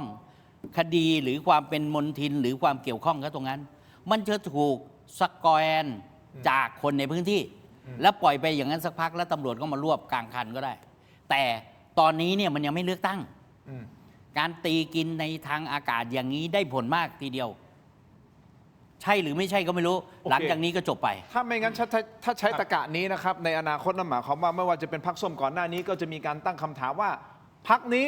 มีคนเท้าใช่หรือไม่แล้วก็ออกมาบอกว่านี่มีข้อมูลมีรายชื่อถูกโยงกันไปโยงกันมาจนถูกตีตราสังคมตีตาว่าพรรคนี้แหละมีคนเทาอยู่พรรคนั้นแหละมีคนเทาอยู่ก็เกิดมาจากการที่พรรคส้มออกมาพูดทั้งนั้นถูกไหมครับเพราะฉะนั้นถ้าผมใช้ตรรกะเดียวกันพรรคส้มก็ต้องบอกเฮ้ยคุณก็ต้องให้โอกาสคนเหล่านั้นที่คุณไปกล่าวหาหรือคุณไปตั้งข้อสงสัยกับเขาสิคุณก็ต้องให้โอกาสเขาเหมือนกันสิไม่ใช่บอกออกมาแล้วก็โอ้โหคนก็โจมตี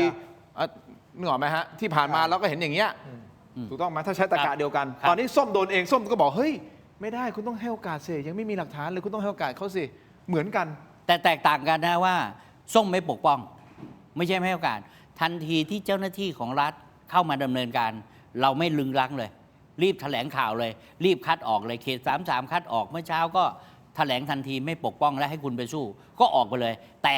เทียบเคียงกับพรรคอื่นถามว่าปกป้องไหมนี่คือความหมายที่มันแตกต่างกันในระหว่างพรรคปกป้องคนเอาเทากับไม่เอาเทานี่มันสอดคล้องกันนะว่าเราไม่เอาเทาแต่เราสกรีนแล้วสกรีนดีที่สุดแล้วแต่มันเล็ดลอดออกมาผมจะวิเคราะห์ในฐานะที่ผมเป็นกลางนะไม่เกี่ยวข้องนะเดี๋ยวก่อนคุณเทพไทยแป๊บหนึ่งอันนี้ท่านแถลงอยู่ใช่ไหมท่านนายกแถลงว่าเข้าสาระหรือยัง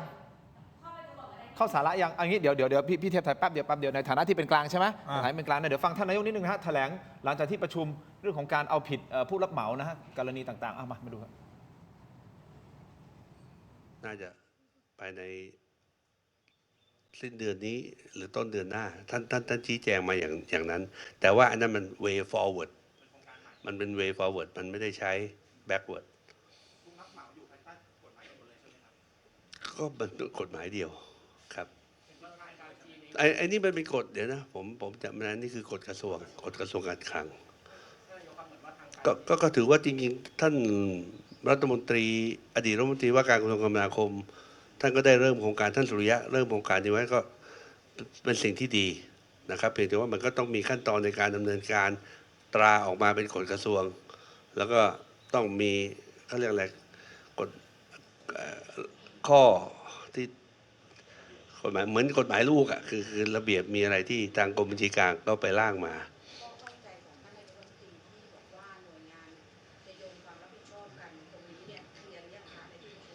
ก็วันนี้ก็จับมา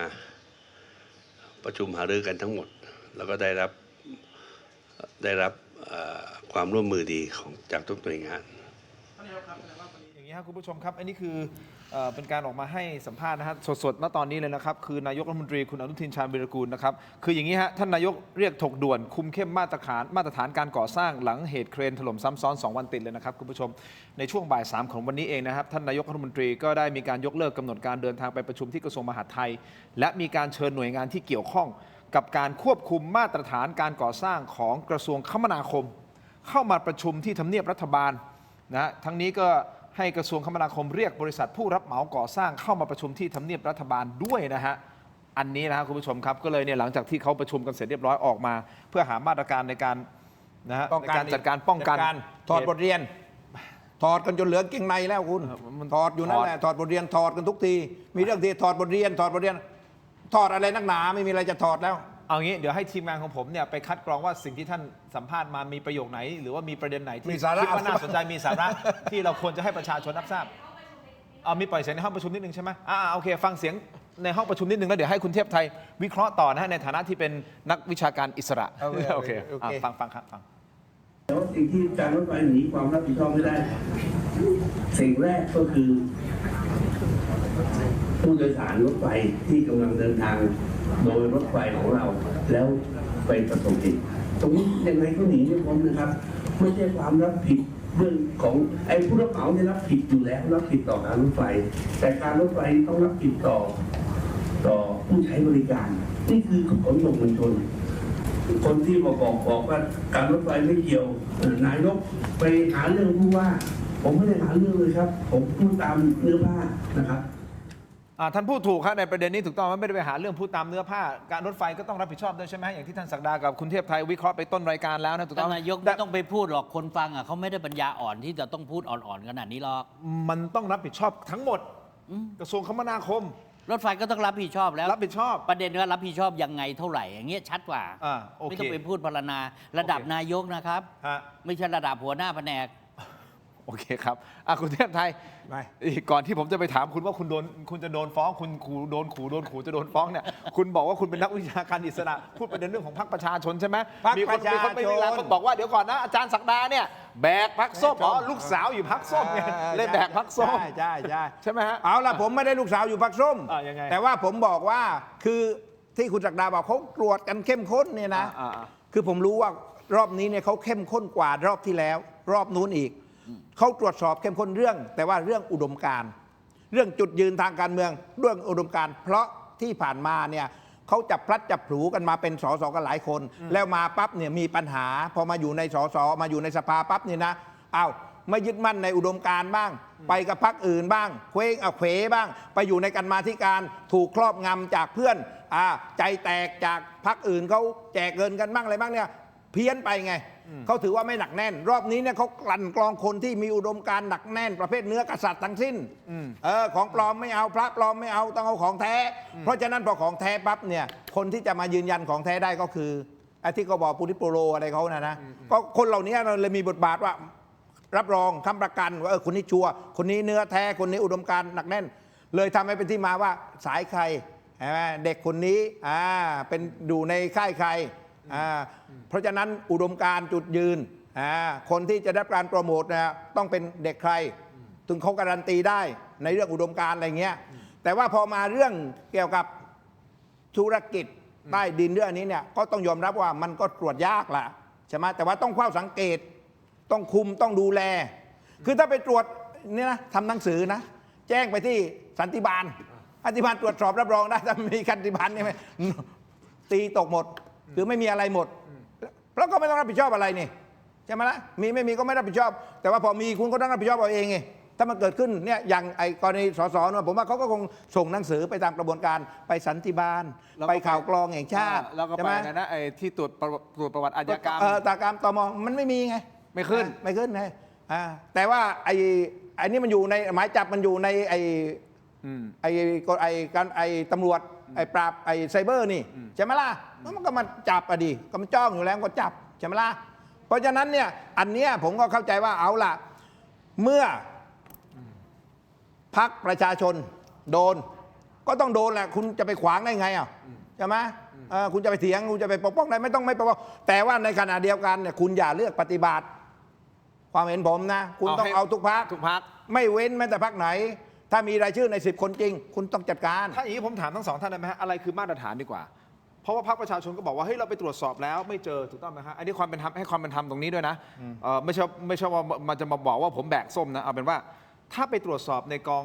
ประวัติอาชญากรถูกต้องไหมกองทะเบียนประวัติอาชญากรไปตรวจแล้วกับตำรวจตรวจนู่นตรวจนี่ตัวนั้นไม่เจอไม่มีเจออะไรเลยที่มันเป็นหลักฐานแต่อาจจะมีคนพูดบ้างแหละคนพูดนู่นพูดนี่แต่คำพูดอย่างที่ท่านศักดาพูดอันนี้ผมก็เห็นด้วยนะว่าการพูดกับใครก็พูดได้แต่ต้องมีหลักฐานถูกต้องไหมฮะถ้ามันไม่มีหลักฐานไม่เจออะไรเลยเนี่ยถ้าไม่เจออะไรเลยเนี่ยอันนี้คุณเป็นมาตรฐานไหมก็ทุกพักไปตรวจถ้าสมมุติเกิดไม่เจอประวัติอาชญากรอยู่ในกองทะเบียนเนี่ยถือว่าโอเคก่อนเบื้องต้นงานถือว่าโอเคก่อนอย่างนี้ได้ไหมอ่ะเราหาเป็นมาตรฐานได้ไหมควรจะเป็นอย่างนั้นไหมควรจะมีมาตรฐานแบบนั้น ผมขออนุญาตก่อน ทุกพรรคก็จะบอกอย่างนี้แหละผมขออนุญาตก่อนในหลักการเนี่ยเวลาเราดูกันในทางกายภาพก่อนที่จะมีการเอาก่อนสมัครรับเลือกตั้งแล้วกันนะอาจจะดูรู้มั่งดูเห็นท่าทางอย่างที่คุณเทพไทยว่าแต่ในกระบวนการของพรรคเนี่ยบอกว่าคุณต้องไปเอาประวัติอาชญากรรมของคุณมาก่อนนะที่คุณตรวจสอบโดยเหมือนเราเวลาเราจะไปต่างประเทศนะไม่มีแบ็กลิสต์อะไรเงี้ยมาส่งให้พรรคมันไม่มีอ่ะทีนี้มันไม่มีเนี่ยปรากฏว่าถ้าหากว่าหน่วยไซเบอร์กองปราบคดียาเสพติดปปงอะไรก็แล้วแต่เขาจะมาจับตอนนี้ประเด็นมันอยู่ว่าการจับตอนนี้เนี่ยถือว่าอาจจะเป็นข้อเท็จจริงที่มีอยู่ตอนหลังจากที่เขาสมัครแล้วก็ได้นี่ผมพูดงั้นนะหรือเขาหมกไว้และเอามาเล่นในตอนนี้แสดงเดี๋ยวก่อนนะคุณศักดาแสดงว่านี่อีกประเด็นหนึ่งนะมันก็ไปตรงกับที่เราก็เป็นหนึ่งในคำถามที่เราถามหรือว่านี่จะเป็นช่วงที่เขารอจ้องอยู่ไงเขาได้เครดิตจ้องได้เครดิตจ้องไว้ไงจ้องไว้ไงจ้องไว้ทางการเมืองใช่ครับทำไมถ้าคุณแฟร์เนี่ยคนนี้เป็นอย่างนี้เนี่ยถ้าผมเป็นสมมุติผมเป็นผู้บัญชาการตำรวจแห่งชาติคุมทุกหน่วยงานที่เกี่ยวข้องในการตรวจสอบประวัติคนอาชญากรรมเนี่ย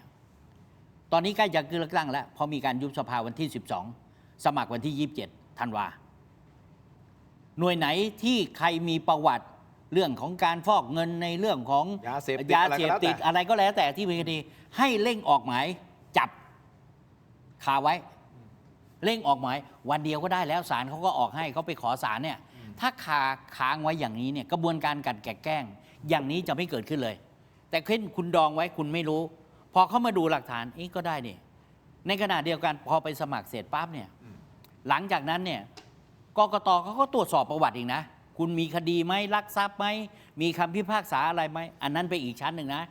อันเนี้ยเชิงประจักษ์แล้วก็ถูกคัดออกไม่ประกาศเป็นผู้มีคุณสมบัติในการลงสมัครรับเลือกตั้งไอ้อย่างนั้นก็จบไปแต่ผมถามว่าวันนี้ใครคุมตำรวจนายกรัฐบาลนายกคงไม่สั่งหรอกแต่ไม่รู้ว่าสั่งคนอื่นไปสั่งหรือเปล่านะอย่างเนี้ยมันแฟร์ไหมล่ะมันแฟร์ไหมล่ะแล้วโดนอยู่พักเดียวก่อนนี้ผมบอกแล้วว่าออกมาทุกพักไงผมจะได้ตรวจสอบให้ด้วยไงใช่ไหมล่ะ10 คนก็บอกมาผมว่า10 คนก็ไม่อยู่ในพักส้มพักเดียวหรอกเอางี้แสดงคุณเทพไทยคิดว่านี่เป็นเกมการเมืองหรือเปล่าที่เหตุการณ์ปรากฏการณ์ที่มันมาในช่วงนี้ทีผมเนี่ยก็แปลกแต่มันไม่ได้แปลว่ามันเป็นเกมการเมืองแล้วเราจะละเลยความข้อเท็จจริงได้นะว่าบุคคลเหล่านี้ก็คือการเมืองคุณทินขออนุญาตให้คุณเทพไทยพูดเลยมีนครศรีตัวอักษรย่อสอเสืออยู่ที่สงขลา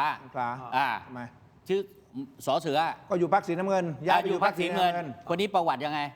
ก็เขาก็บอกว่าก็มีส่วนเกี่ยวกับเนี่ยผมอยากจะดูไงว่าเปิดมา10 คนว่าจะมีตัวอักษรอะไรบ้างจะมีชื่ออะไรบ้างแล้วทำไมไม่เปิดแล้วมาขู่อยู่ได้มาพูดให้เรามีความหวังผมก็อยากจะรู้คันเนี่ยต่อมที่อยากจะรู้เรื่องชาวบ้านเนี่ยมันคันขึ้นมาทันทีคุณโอเคเอาอย่างนี้ผมขอไปนิดนึงนะฮะมีนักวิชาการหลายท่านตั้งคำถามถึงเจตนาของคุณชูวิทย์ นั้นเราพูดถึงเรื่องนี้แล้วนะพรรคส้มนะเพราะว่าทุกท่านที่ติดตามข่าวการเมืองก็จะทราบดีว่าคุณชูวิทย์ออกมาเคลื่อนไหวแล้วก็โดยเฉพาะในกรณีของการตำหนิแล้วก็เรียกว่าบางทีก็จี้จุดของพรรคส้มทุกประเด็นเลยนะฮะคุณผู้ชมครับออกมาโพสต์โจมตีพรรคส้มทีตั้งข้อสังเกตว่านักวิชาการนั้นบอกเฮ้ยไอ้นี่รับงานใครมาหรือเปล่าหรือทำไมถึงเลือกโจมตีแต่พรรคเดียวทั้งที่พรรคอื่นก็มีแผลเล่นงานเช่นเดียวกันนะครับซึ่งเมื่อวันอังคารที่ผ่านมานั่นเองคุณผู้ชมอาจารย์ศิโรจน์ ค้ามไพบูลย์ก็มาในรายการถกไม่เถียงและตั้งข้อสงสัยไว้แบบนี้ครับคือเมื่อเข้าสู่ฤดูกาลเลือกตั้งเนี่ยคุณชูวิทย์เนี่ยก็จะมีการเลือกเป้าแล้วเหมือนจะไปตีใครซ้ำๆไปเรื่อยๆนะยกตัวอย่างกรณีของคุณเศรษฐาและคุณอนุทินแล้วหลังจากนั้นก็จะหยุดไปเลยหยุดด่าไปเฉยๆเลย หยุดทำไมหยุดทำไม ไม่รู้หยุดด่าไปเฉยๆเลยนะครับ สำลัก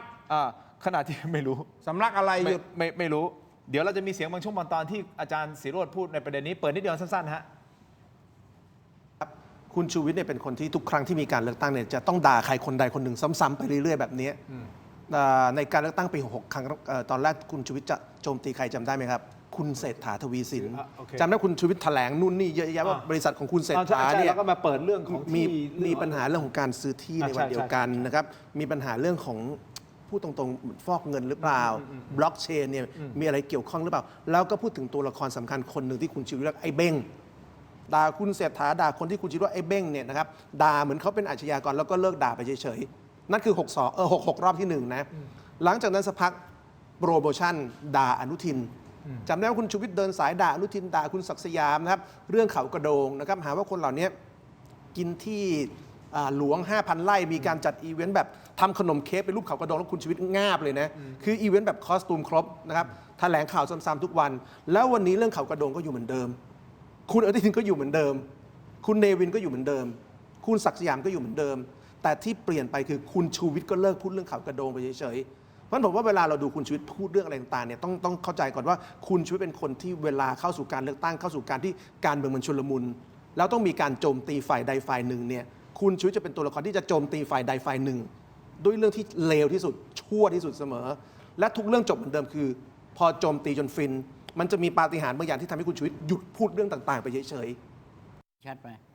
คุณผู้ชมครับขณะที่คุณชูวิทย์ก็มาออกรายการเรื่องใหญ่รายวันของช่องวันนี่แหละครับวันนี้ใช่ไหมฮะก็มีการพูดถึงประเด็นนี้นะครับบอกว่าอาจารย์ศิโรจน์เนี่ยอาจารย์ศิโรจน์ก็เป็นอาจารย์ส้มเหมือนกันนะโดยตอบกลับกรณีที่ตนเองวิจารณ์เศรษฐาบอกว่าผมเป็นเพียงราษฎรไม่มีตำแหน่งอะไรจะให้ไปตามล้างตามผลาญเขาได้อย่างไรฟังเสียงคุณชูวิทย์นิดนึงฮะ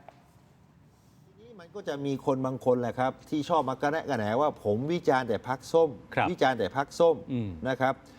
คนที่พูดเนี่ยก็คงจะเป็นอาจารย์ส้มนักวิชาการส้มยกตัวอย่างเช่นนายศิโรจน์ ค้ามไพบูลย์นะครับอันนี้ส้มเลยผมไม่ได้ไปพูดว่าบอกว่าผมว่าโอ้วิจารณ์แต่เรื่องตอนนั้นเศรษฐาคงเบ้งนะวิจารณ์แล้วได้อะไรหลังจากนั้นเขายังอยู่ดีมีสุขแล้วจะให้ผมไปทำอะไรผมเป็นราษฎรผมไม่ได้มีตำแหน่งอะไรนี่ครับคุณอ๊อฟผมจะได้ไปตามล้างตามผลาญเขาส่วนตัวเองเนี่ยนักวิชาการพรรคส้มต่างๆเนี่ยผมย้อนถามนิดนึงเถอะครับว่าไอ้นโยบายที่ว่าเทาเนี่ยที่พรรคส้มบอกว่ามีเทาไม่มีส้มมีส้มไม่มีเทาอะไรต่างๆเหล่านี้เนี่ยใครเป็นคนคิดนั่นนะสิเขาว่าคนอื่นไม่ได้ว่าผมนะผมไม่ได้แบกเลยนะผมไม่แบกเลยแต่คุณผู้ชมหลายท่านเขียนมาบอกว่าผมแบกไม่ว่าผมแบกคุณแบกบอกว่ารายการแบกอันนี้ผมไม่รับประกันถกแบกส้มคุณนี่ผมไม่รับประกันแต่ว่าตัวผมเนี่ยผมรับประกันว่าผมก็ไม่แบกส้มผมก็วิพากษ์วิจารณ์ส้มตลอดเดี๋ยวก่อนอาทิตย์ที่แล้วบอกว่าผมมาแบกแดงกับน้ำเงินรายการแบกแดงกับน้ำเงินเพราะเชิญแดงกับน้ำเงินมาแบกแดงกับน้ำเงินวันนี้กลายเป็นแบกส้มไม่เป็นไรก็ไม่เป็นไรแบกเอานะเราตรงไปตรงมาก็กันกรองเองก็แล้วกันกันกรองกันไปแล้วกันแต่มันอยู่ที่คำถามและมันอยู่ที่คำตอบของพิธีกรของแขกที่รับเชิญมาเนี่ยจะพูดโน้มเอียงไปยังไงซึ่งผมคิดว่านะจะเป็นยังไงเนี่ยความเป็นตัวตนที่มันจะเสียภาพลักษณ์ของการวิจารณ์ก็เป็นที่แขกผู้รับเชิญอยู่แล้วประชาชนเขาฟังออกครับคุณผู้ชมมีสิทธิ์ที่จะคิดอย่างไรก็ได้ตัดสินอย่างไรก็ได้เราไม่ได้ไปยัดเยียดอะไรทั้งสิ้นแค่นำเสนอข้อมูลคุณผู้ชมตัดสินได้เลยแต่ที่แน่ๆในกรณีของคุณเทพไทยอะครับคุณศักดาผมไม่แน่ใจนะว่าจะต้องไปถึงให้ศาลตัดสินหรือเปล่าและเพราะว่าอย่างนี้ครับคุณผู้ชมครับอันนี้คือข้อมูลที่ได้มาทีมงานส่งมาให้ผมนะน้องโบ นี่ดูหน้าน้องโบ โบนี่ โบยิ้มมา ส่งอะไรมา โบยิ้มมาดูดิ โบนี่ส่งอะไรมา โบยิ้มสวยนะยิ้มสวยมาก สุภชัยนะสุภชัยสุภชัย คือไม่ต้องเสียเวลาผมวิเคราะห์ให้ฟังครับ เดี๋ยวก่อนเดี๋ยวก่อนนะ เวลาคุณเทพไทยเขาฟันธงเนี่ยเขาไม่ประดิษฐ์คำไงเขาไม่ประดิษฐ์คำมันก็เลยเข้าข้อ นั่นไงเข้าข้อด้วย คุณไม่มีไม่มีฟังก่อนคุณสุภชัยใจสมุทรครับ ซึ่งเป็นผู้สมัครสสบัญชีรายชื่อ ประธานคณะทำงานด้านกฎหมายพรรคภูมิใจไทยขู่ฟ้องคุณเทพไทย จากกรณีที่ไปออกรายการโทรทัศน์ และให้ความเห็นในลักษณะใส่ร้ายพรรคภูมิใจไทย ด้วยข้อความอันเป็นเท็จและใช้ถ้อยคำเสียดสี เช่น ภูมิใจไทยไม่ใช่พรรคอนุรักษ์นิยม แต่เป็นประโยชน์นิยม การกล่าวว่าพรรคภูมิใจไทยมีเงินในการเลือกตั้งจากเงินสีเทาซึ่งไม่ใช่การแสดงความคิดเห็นในฐานะกูรูการเมืองอย่างตรงไปตรงมา ไม่ใช่การติชมด้วยความเป็นธรรม แต่เป็นการใส่ร้ายด้วยความเท็จ พร้อมเตือนคุณเทพไทยว่า เคยมีประสบการณ์ถูกพิพากษาลงโทษจำคุกมาแล้ว ไม่ควรกลับมาพูดในลักษณะเสี่ยงต่อการกระทำซ้ำอีก การกระทำผิดซ้ำอีก หากยังมีพฤติกรรมเช่นนี้อีกจะดำเนินคดีต่อไป คุณสุภชัยใจสมุทรคือคนที่อยู่ในภาพตอนนี้ครับ คือ อันนี้เพื่อนกันจริงหรือเปล่าเนี่ย ใช่บางซุกคือเอาอย่างนี้ดีกว่า ผมพูดเนี่ยนะ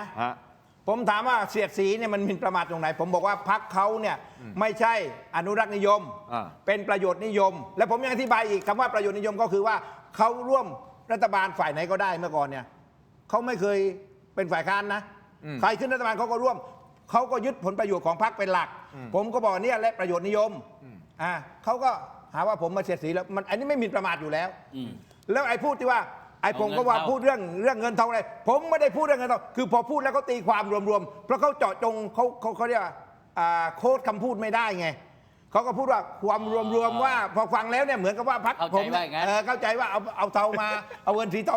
ผมไม่บ้าที่จะไปกล่าวหาว่าเขาเอาเงินเทามาซื้อเสียงหรอกใช่ไหมล่ะใครจะไปพูดแค่ไปพูดเรื่องชื่อเสียงเนี่ยนะในภาษาการเมืองเขาเรียกเรื่องกระสุนเป็นที่เข้าใจอยู่แล้วคำว่ากระสุนเนี่ยนะก็ไม่มีฟ้องกันไม่ได้อยู่แล้วอันนี้ไม่ผิดใช่ไหมกระสุนก็ไม่ผิดไงมันเป็นกระสุนไงคราวนี้เนี่ยสุภชัยผมเข้าใจว่าเขาก็คงจะมาขู่ผมว่าเบาๆน้อยเพราะอะไรอ่ะเพราะที่ผ่านมาเนี่ยเขาจะฟ้องอาจารย์เจิมศักดิ์อาจารย์เจิมศักดิ์บอกว่าอาจารย์เจิมศักดิ์บอกว่าเขามีการล็อกตัวนายกไว้แล้วใช่ไหมนะเขาบอกหาว่าใส่ร้ายจะฟ้องสองเขาจะฟ้องคุณมณพรรัฐมนตรีมณพรแกไปปราศัยว่าไอ้ดิจิตอลวอลเล็ตเนี่ยที่ทำไม่ได้เพราะคุณอนุทินเนี่ยแปลเอาเงินมาทำคนละครึ่งแกหาว่าบิดเบือนแกก็จะฟ้องเสร็จแล้วแกก็จะฟ้องไอ้พวกเรียนคีย์บอร์ดสื่อโซเชียลไอ้ที่มัน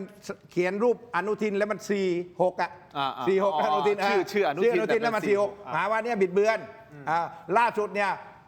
จะฟ้องคุณเสรีพิสุทธิ์ว่าคุณเสรีพิสุทธิ์บอกว่าเขากระโดงโกงเขากระโดงแล้วก็เงิน 4,000 ล้านให้ GP มอเตอร์ GP เห็นไหมแล้วสุดท้ายก็มาขู่ผมอีกคือสุภชัยบางซุกผมเนี่ยหน้าที่แกผมว่าวันๆแกก็มอนิเตอร์ดูว่าใครพลาดพิงในพรรคแกจะฟ้องอยู่นั่นแหละอันนี้ของผมเนี่ยผมบอกว่าผมเนี่ยนะไม่ได้ไปกล่าวหาเขาผมวิเคราะห์จริงว่าเขาเนี่ยเป็นพรรคประโยชน์นิยมแล้วก็เถียงมาได้ว่าคุณไม่ใช่ประโยชน์นิยมเพราะคุณเข้าก็ได้ทุกขั้วรอบนี้แหละคุณเป็นขั้วขึ้นมาเพราะคุณจะเป็นพรรคแกนนำไงแล้วเรื่องอื่นนะแล้วผมก็จะไปพูดได้ไงว่าคุณเอาเงินสีเทามาซื้อใครจะไปพูดผมไม่พูดอยู่แล้วฟังคำชี้แจงฟังขึ้นนะเนี่ยก็คุณนั่งอยู่ด้วยคุณศักดาใช่ฟังขึ้นทีนี้บางซุปเนี่ยพี่สุภชัยเนี่ยก็สนิทกันนะแกก็คงมีหน้าที่มอนิเตอร์ไปเรื่อยๆใครพูดเสียดสีสอดเสียดใส่ร้ายทำให้คนเขาด้อยค่าพรรคสีน้ำเงินอะไรเงี้ยแกก็เบาๆหน่อยเพราะใช้คำว่าจะฟ้องต้องไปพิจารณาอีกทีนะคือเอางี้คุณถ้าหยุดก็ไม่ฟ้องคุณตินนักการเมืองเป็นบุคคลสาธารณะพรรคการเมืองเป็นองค์กรทางการเมืองอิสระสาธารณะใครวิพากษ์วิจารณ์ได้ถ้าวิพากษ์วิจารณ์แล้วคุณได้รับความเสียหายคุณก็ให้โฆษกมาแก้ตัวสิหรือว่าให้กรรมการบริหารมาพูดสิคุณไม่จำเป็นต้องฟ้องทางการเมืองนะนักวิชาการอย่างเนี้ยนักวิชาการที่หลากหลายที่คุณเชิญมาเนี่ยเขาวิจารณ์ถ้าวิจารณ์ผิดคุณก็มาแก้ตัวคุณก็มาชี้แจงมันจบ ผมเนี่ยเป็นนักการเมืองมา 20 ปีนะ ไม่เคยฟ้องใครเลย ครับเพราะโดนฟ้องอย่างเดียว ไม่คนมาด่าผมไม่เป็นไร มึงมีปากกูก็มีปาก จัดรายการ มึงด่ากูก็ด่ากลับดูที่ปากใครคมกว่า มัน แฟร์ เจ้ากันมันจบกันแฟร์ไง แฟร์ แล้วคุณจะไปฟ้องมันรกโรงรกศาลทำไม แต่ถ้าด่าแล้วใส่ความเท็จเนี่ยสิ อันนี้ไม่ได้หรือเปล่า เอาล่ะ ทำให้คนอื่นเข้าใจผิดในข้อเท็จจริง ไม่แต่คนเป็นนักการเมืองเนี่ยนะ ฮะ ขอกันกินมากกว่าเรื่องแบบนี้ถ้าหากว่าคุณด่ามาแล้วคุณด่ามาใส่ร้ายผมก็ด่ากลับคุณก็จบไปเจ้ากันคนละหมัด อันนี้ก็จะฟ้องเขาเรียกว่าใจเท่ากับจิ๋มไอ้นะมดเล็กมาก เขาขู่ฟ้องยังไม่ได้ฟ้องไม่รู้ ถูกต้อง จะฟ้ ถูกต้อง หรืเปล่า อันนี้ผมรู้ว่าเขาขู่ แต่จะมีบางพักเขา แต่ ฟ้อ ว่า งจริง อยาก บางพัก ฟ้อง บางพักก็ฟ้องจริง ใช่ บางพักก็ฟ้องจริง ถ้าใครก็บอกไปเลยที่จะฟ้องก็ฟ้องมา ฟ้องสื่อด้วย ก็ฟ้องไปแต่ว่าผมบอกว่าโดยสปิริตของนักการเมืองเนี่ยเขาไม่ฟ้อง ลูกผู้ชายทางการเมืองเขาไม่ฟ้อง จริงไหมฮะ จริง ในฐานะท่านเคยเป็นโฆษกของพิมพ์มา ผมไม่เคยถูกฟ้องนะ และผู้ใหญ่ของพรรคเนี่ยในฐานะเมื่อเป็น10 ปีแล้วเนี่ยบอกให้พูดอย่างนี้อย่างนี้อย่างนี้ ผมบอกว่า เนื้อหาเนี่ยผมเข้าใจครับ แต่ผมขอเลี่ยงคำได้ไหม เพราะเราไม่อยากจะไปยืนยันถึงขนาดนั้น ที่สำคัญเนี่ยคนเขาฟังแล้วเขารู้ ผมขอมาต่อเรื่องนี้หน่อย นักการเมืองกับการพูดจาการใส่ร้าย หรือผู้เสียหายที่คิดว่าตัวเองเสียหายพรรคการเมืองเสียหายแล้วฟ้องกลับเนี่ย คืออย่างนี้ ที่คุณเทพไทยพูดเนี่ยถือว่าประทับใจผมว่า คนเป็นนักการเมืองหรือส่วนเกี่ยวข้องกับการเมืองไม่ว่าพรรคก็แล้วแต่ ถ้าเขาพูดฉวัดเฉวียงไม่เข้าหลักข้อกฎหมายหรือเรื่องราวข้อเท็จจริงจนเกินไปนักนะครับ ปล่อยผ่านไปเถอะเพื่อฟังคำวิวาทวิจารณ์จากเขามุมมองเขาที่แตกต่างจากเราครับ ประชาชนคนฟังเขาได้ประโยชน์ด้วย ถ้าไม่ดีจริง อันนั้นมันก็กลับไปหาคนวิพากษ์วิจารณ์ แต่ถ้าหากว่าพูดลักษณะของใส่ร้ายเลยทำให้คนเข้าใจเรื่องราวผิดไปเลย แต่ไม่ใช่เป็นมุมมองหรือแง่คิดนะ อย่างนี้ค่อยว่ากัน ถึงจะเอากฎหมายเรื่องของการหมิ่นประมาทโฆษณาดูหมิ่นอะไรเงี้ยมาใช่ ผู้ใดใส่ความผู้อื่นให้ถูกดูหมิ่นเกลียดชัง ผู้นั้นมีความผิดฐานหมิ่นประมาทเป็นการยืนยันข้อเท็จจริง แม้ไม่ได้พูดตรงๆ แต่ทำให้เขาได้รับการดูหมิ่นเกลียดชัง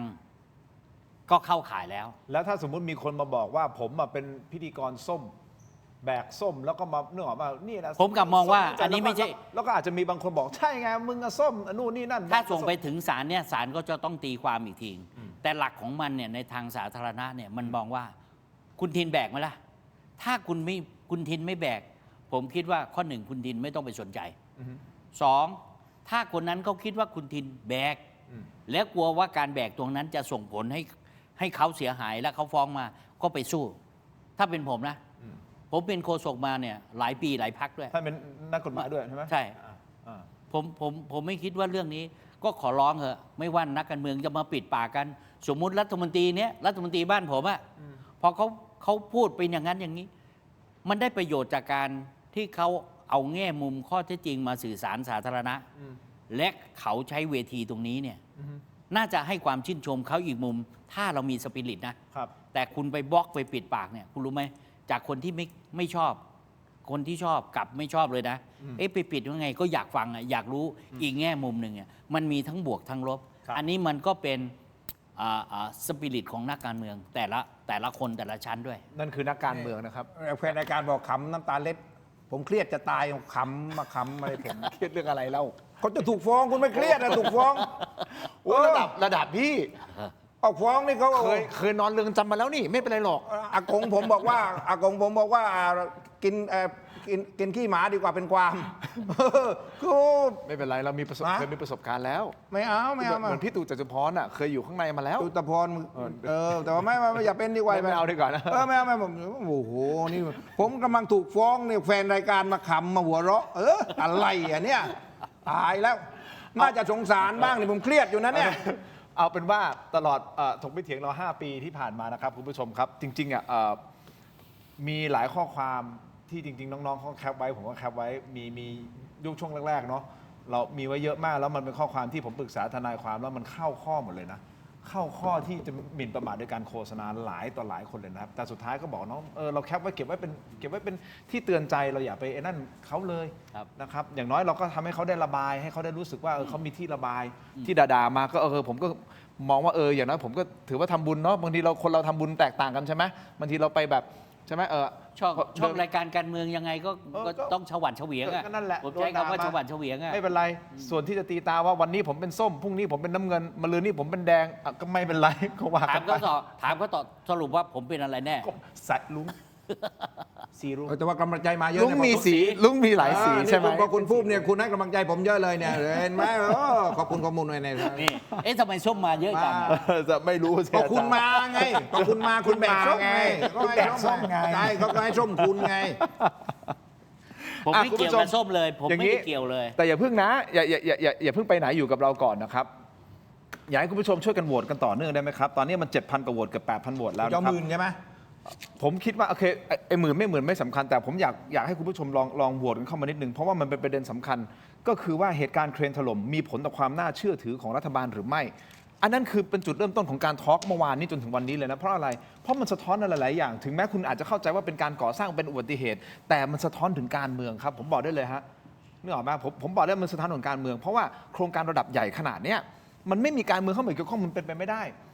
แล้วที่เราบอกว่าถ้าลดการคอร์รัปชันทุจริตในประเทศนี้ได้นะอาจารย์ถูกต้องไหมครับกรุงเทพไทยมันสามารถที่จะประหยัดงบประมาณแผ่นดินได้เป็นแสนล้านต่อปีนะผมว่าเพราะคอร์รัปชันมันหนักหนาสาหัสถึงขนาดนั้นน่ะถูกต้องไหมฮะใช่เพราะว่าอะไรเพราะเขาต้องมีทอนตังไงพอทอนตังเสร็จปุ๊บสเปคก็ต้องลดสเปคลดปุ๊บ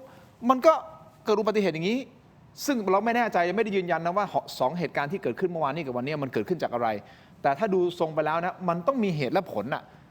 ไม่เป็นเรื่องของคนประมาทใช่ไหมอาจจะคนที่ไม่ได้มีประสบการณ์มากพอมาคุมงานหรือเปล่าไม่รู้หรืออาจจะเป็นวัสดุใช่ไหมอุปกรณ์ก่อสร้างไม่ได้คุณภาพอย่างที่ดร.เอตั้งข้อสงสัยหรือเปล่า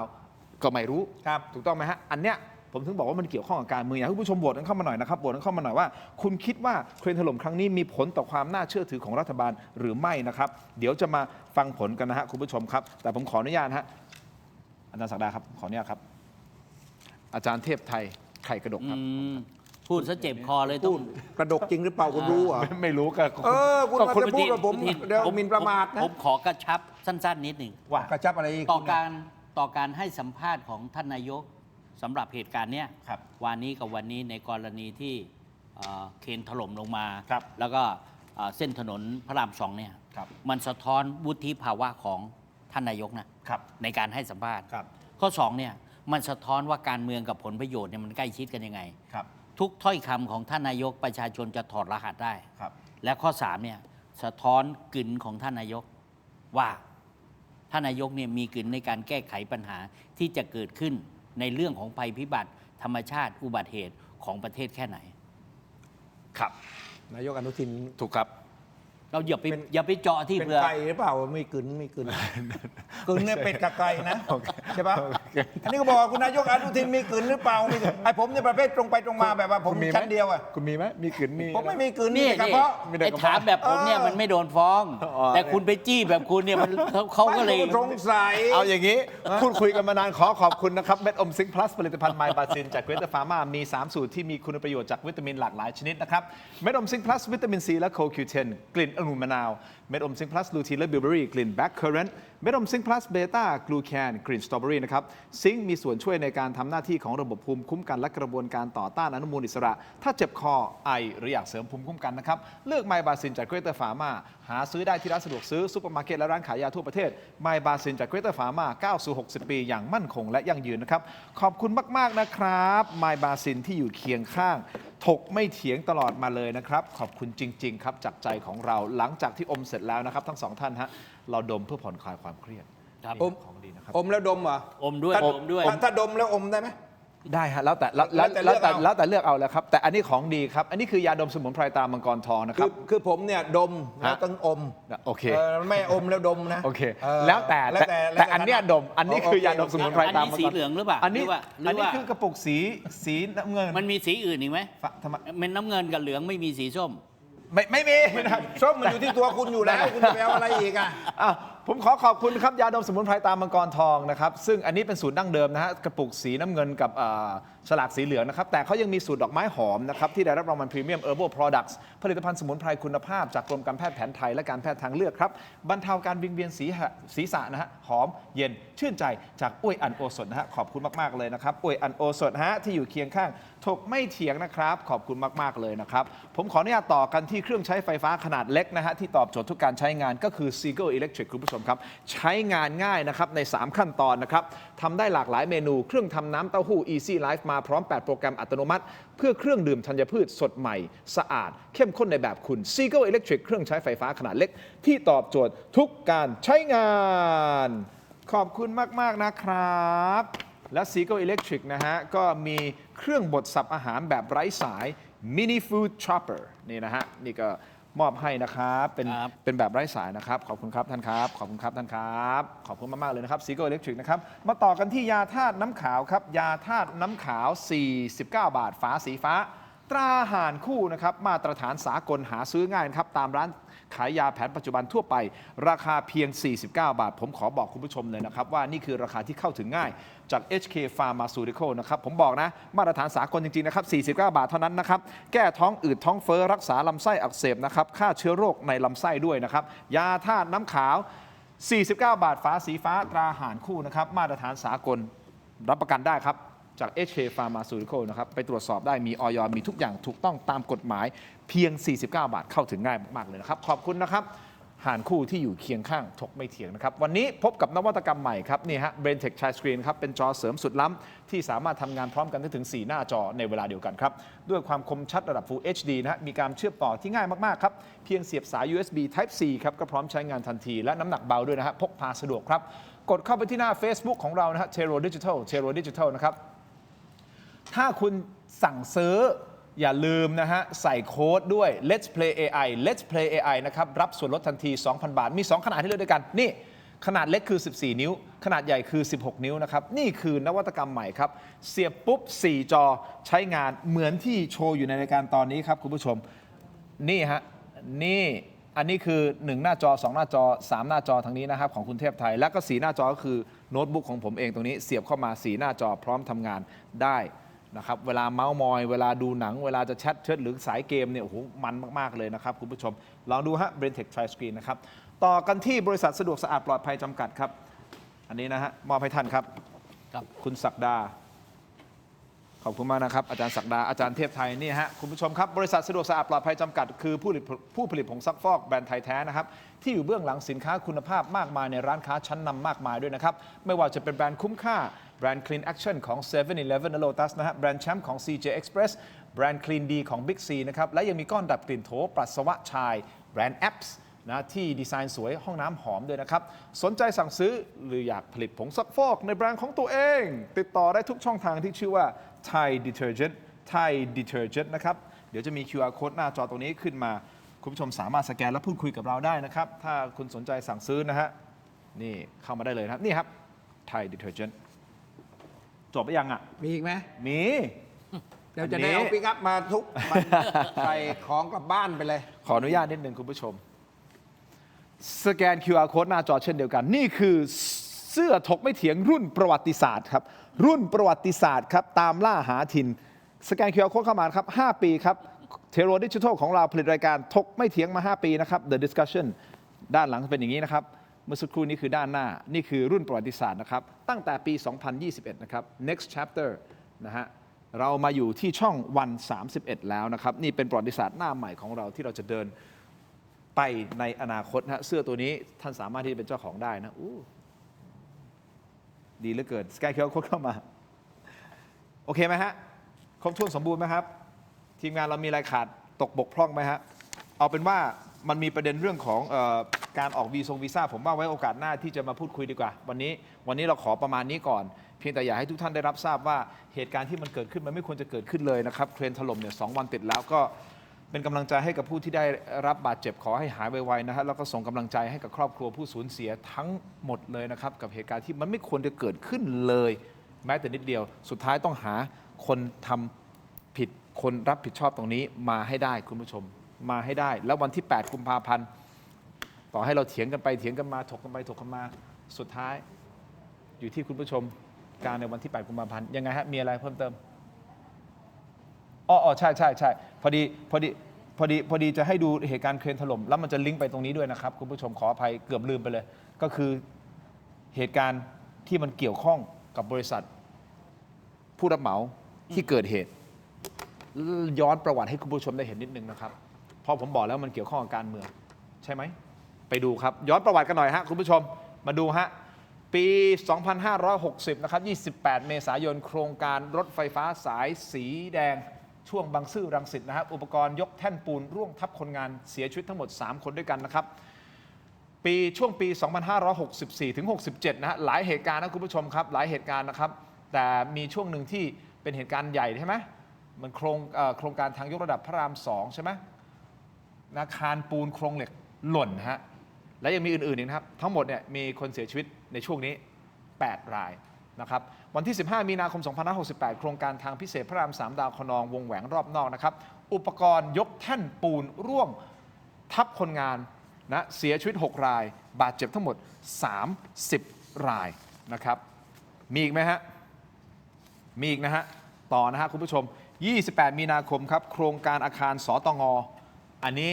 ข่าวดังใหญ่โตไปทั่วโลกเลยนะครับจนถึงขนาดเพื่อนผมชาวออสเตรเลียทักมาถามเลยว่าเฮ้ยเองปลอดภัยดีเปล่าวะตอนแรกเขาก็ไม่ได้คิดพอเจอตึกถล่มนะฮะคุณผู้ชมซึ่งอันเนี้ยเป็นโครงการที่ทำให้มีผู้เสียชีวิตทั้งหมด 96 รายจากที่มันถล่มลงมาหลังเกิดแผ่นดินไหวที่เมียนมาบาดเจ็บทั้งหมด 9 ราย 14 มกราคมปี 69 โครงการรถไฟความเร็วสูงไทยจีนช่วงสีคิ้วนครราชสีมาเครนหล่นทับรถไฟเสียชีวิตนะครับ32สูญหาย3บาดเจ็บ66ทีมงานเช็คตัวเลขคือ 32 ใช่ไหมนี่คือล่าสุดแล้วใช่ไหมครับนะครับแล้วก็แน่นอนนะเมื่อช่วงเช้านี้เองนะฮะท่านศักดากับท่านเทพไทยโครงการทางยกระดับถนนพระรามที่ 2 เครนหล่นทับรถยนต์เสียชีวิต2 รายบาดเจ็บอีก5 รายซึ่งทั้งหมดมีชื่อบริษัทอิตาเลียนไทยเกี่ยวข้องทั้งหมดทั้งเหตุการณ์ทุกเหตุการณ์ที่ผมเล่ามาให้คุณผู้ชมนี่ไม่รวมอุโมงค์สุดที่หน้าโรงพยาบาลวชิระนะและก็เกี่ยวกับบริษัทนี้ด้วยใช่ครับอันนี้คือเป็นเหตุการณ์ที่มีผู้เสียชีวิตทั้งหมดเหตุการณ์ของอุโมงค์ที่รู้มาไม่มีผู้เสียชีวิตในนั้นนะครับแต่ผมถึงบอกไงว่ามีหลายเหตุการณ์ที่มันเกี่ยวข้องโยงกันหมดกับกรณีนี้นะครับแต่มันโยงให้เห็นว่าผลประโยชน์กับฝ่ายการเมืองไงบริษัทที่รับเหมาหรือเปล่าหรือเปล่าไปทำบุญเสือดำอาถรรพ์ทำบุญก่อนผมมันสายมูไงครับไปทำบุญเสียเปิดสำนักไม่ใช่เหรอสำนักอะไรครับเทพไทยไข่กระดกเนี่ยอันนั้นไว้ทำนายการเมืองใครก็ตั้งนะไข่กระดกเนี่ยตั้งเองแล้วตั้งเหรอไม่มันเป็นฉายาใช่ไหมเป็นไปแล้วใช่ไหมมันคู่แข่งกับหมอปลายกระซิบไงคือหมอปลายกระซิบอันนี้ถ้าเก็บเทพไทยมันต้องไข่กระดกโอเคก็แล้วว่าจะแข่งกับใครถ้าแข่งกับอะไรหมอเจตยานทิพย์มันต้องเทพยานตรงเตงแล้วแต่ไงแล้วแต่สำนักไหนจะแข่งกับสำนักไหนมันแล้วแต่คู่ปรับคู่แข่งขันน้ำแฝงเยอะเอาเป็นว่าคุณผู้ชมครับเดี๋ยวต้องรอดูนะครับว่าจะเจอหมายสารมาหรือเปล่านะสำหรับคนเทพไทยอย่านะเว้ยไม่มีนะคุยกันได้บางซุปขอไอ้แคล้วคลาดในท่องมนท่องชินนาบัญชรทุกคืนอยู่ตอนนี้โอเคไอ้แคล้วคลาดจากหมายสารผมรุ่นพี่เขานะคุณสุภชัยไม่ผมมารุ่นพี่เทพไทยรุ่นพี่คุณเทพไทยครับที่เข้าไปมหาลัยมาอะไรโรงเรียนประจำเขาโรงเรียนประจำได้ครับท่านครับโอเคครับคุณผู้ชมครับมาดูกันหน่อยนะครับผลโหวตครับ 8,000 กว่าโหวตนะฮะเหตุการณ์เครนถล่มมีผลต่อความน่าเชื่อถือของรัฐบาลหรือไม่นะครับคุณผู้ชมโหวตเข้ามามีผลถึง 75% ไม่มีผล 20% ไม่แน่ใจอยู่ที่ 5% นะครับขอบคุณคุณผู้ชมที่โหวตกันเข้ามาแล้วก็ทักกันเข้ามาแล้วก็คอมเมนต์แล้วก็ดูรายการเรานะฮะขอบคุณแขกรับเชิญของเราทั้ง2 ท่านด้วยนะครับสวัสดีครับสวัสดีครับทั้งหมดเกิดอะไรขึ้นสื่อสารกับคุณเทพไทยอยู่เหรอโปรดิวเซอร์เราแต่ไม่เป็นไรคุณผู้ชมลาไปก่อนครับขอบคุณครับสวัสดีครับสวัสดีครับ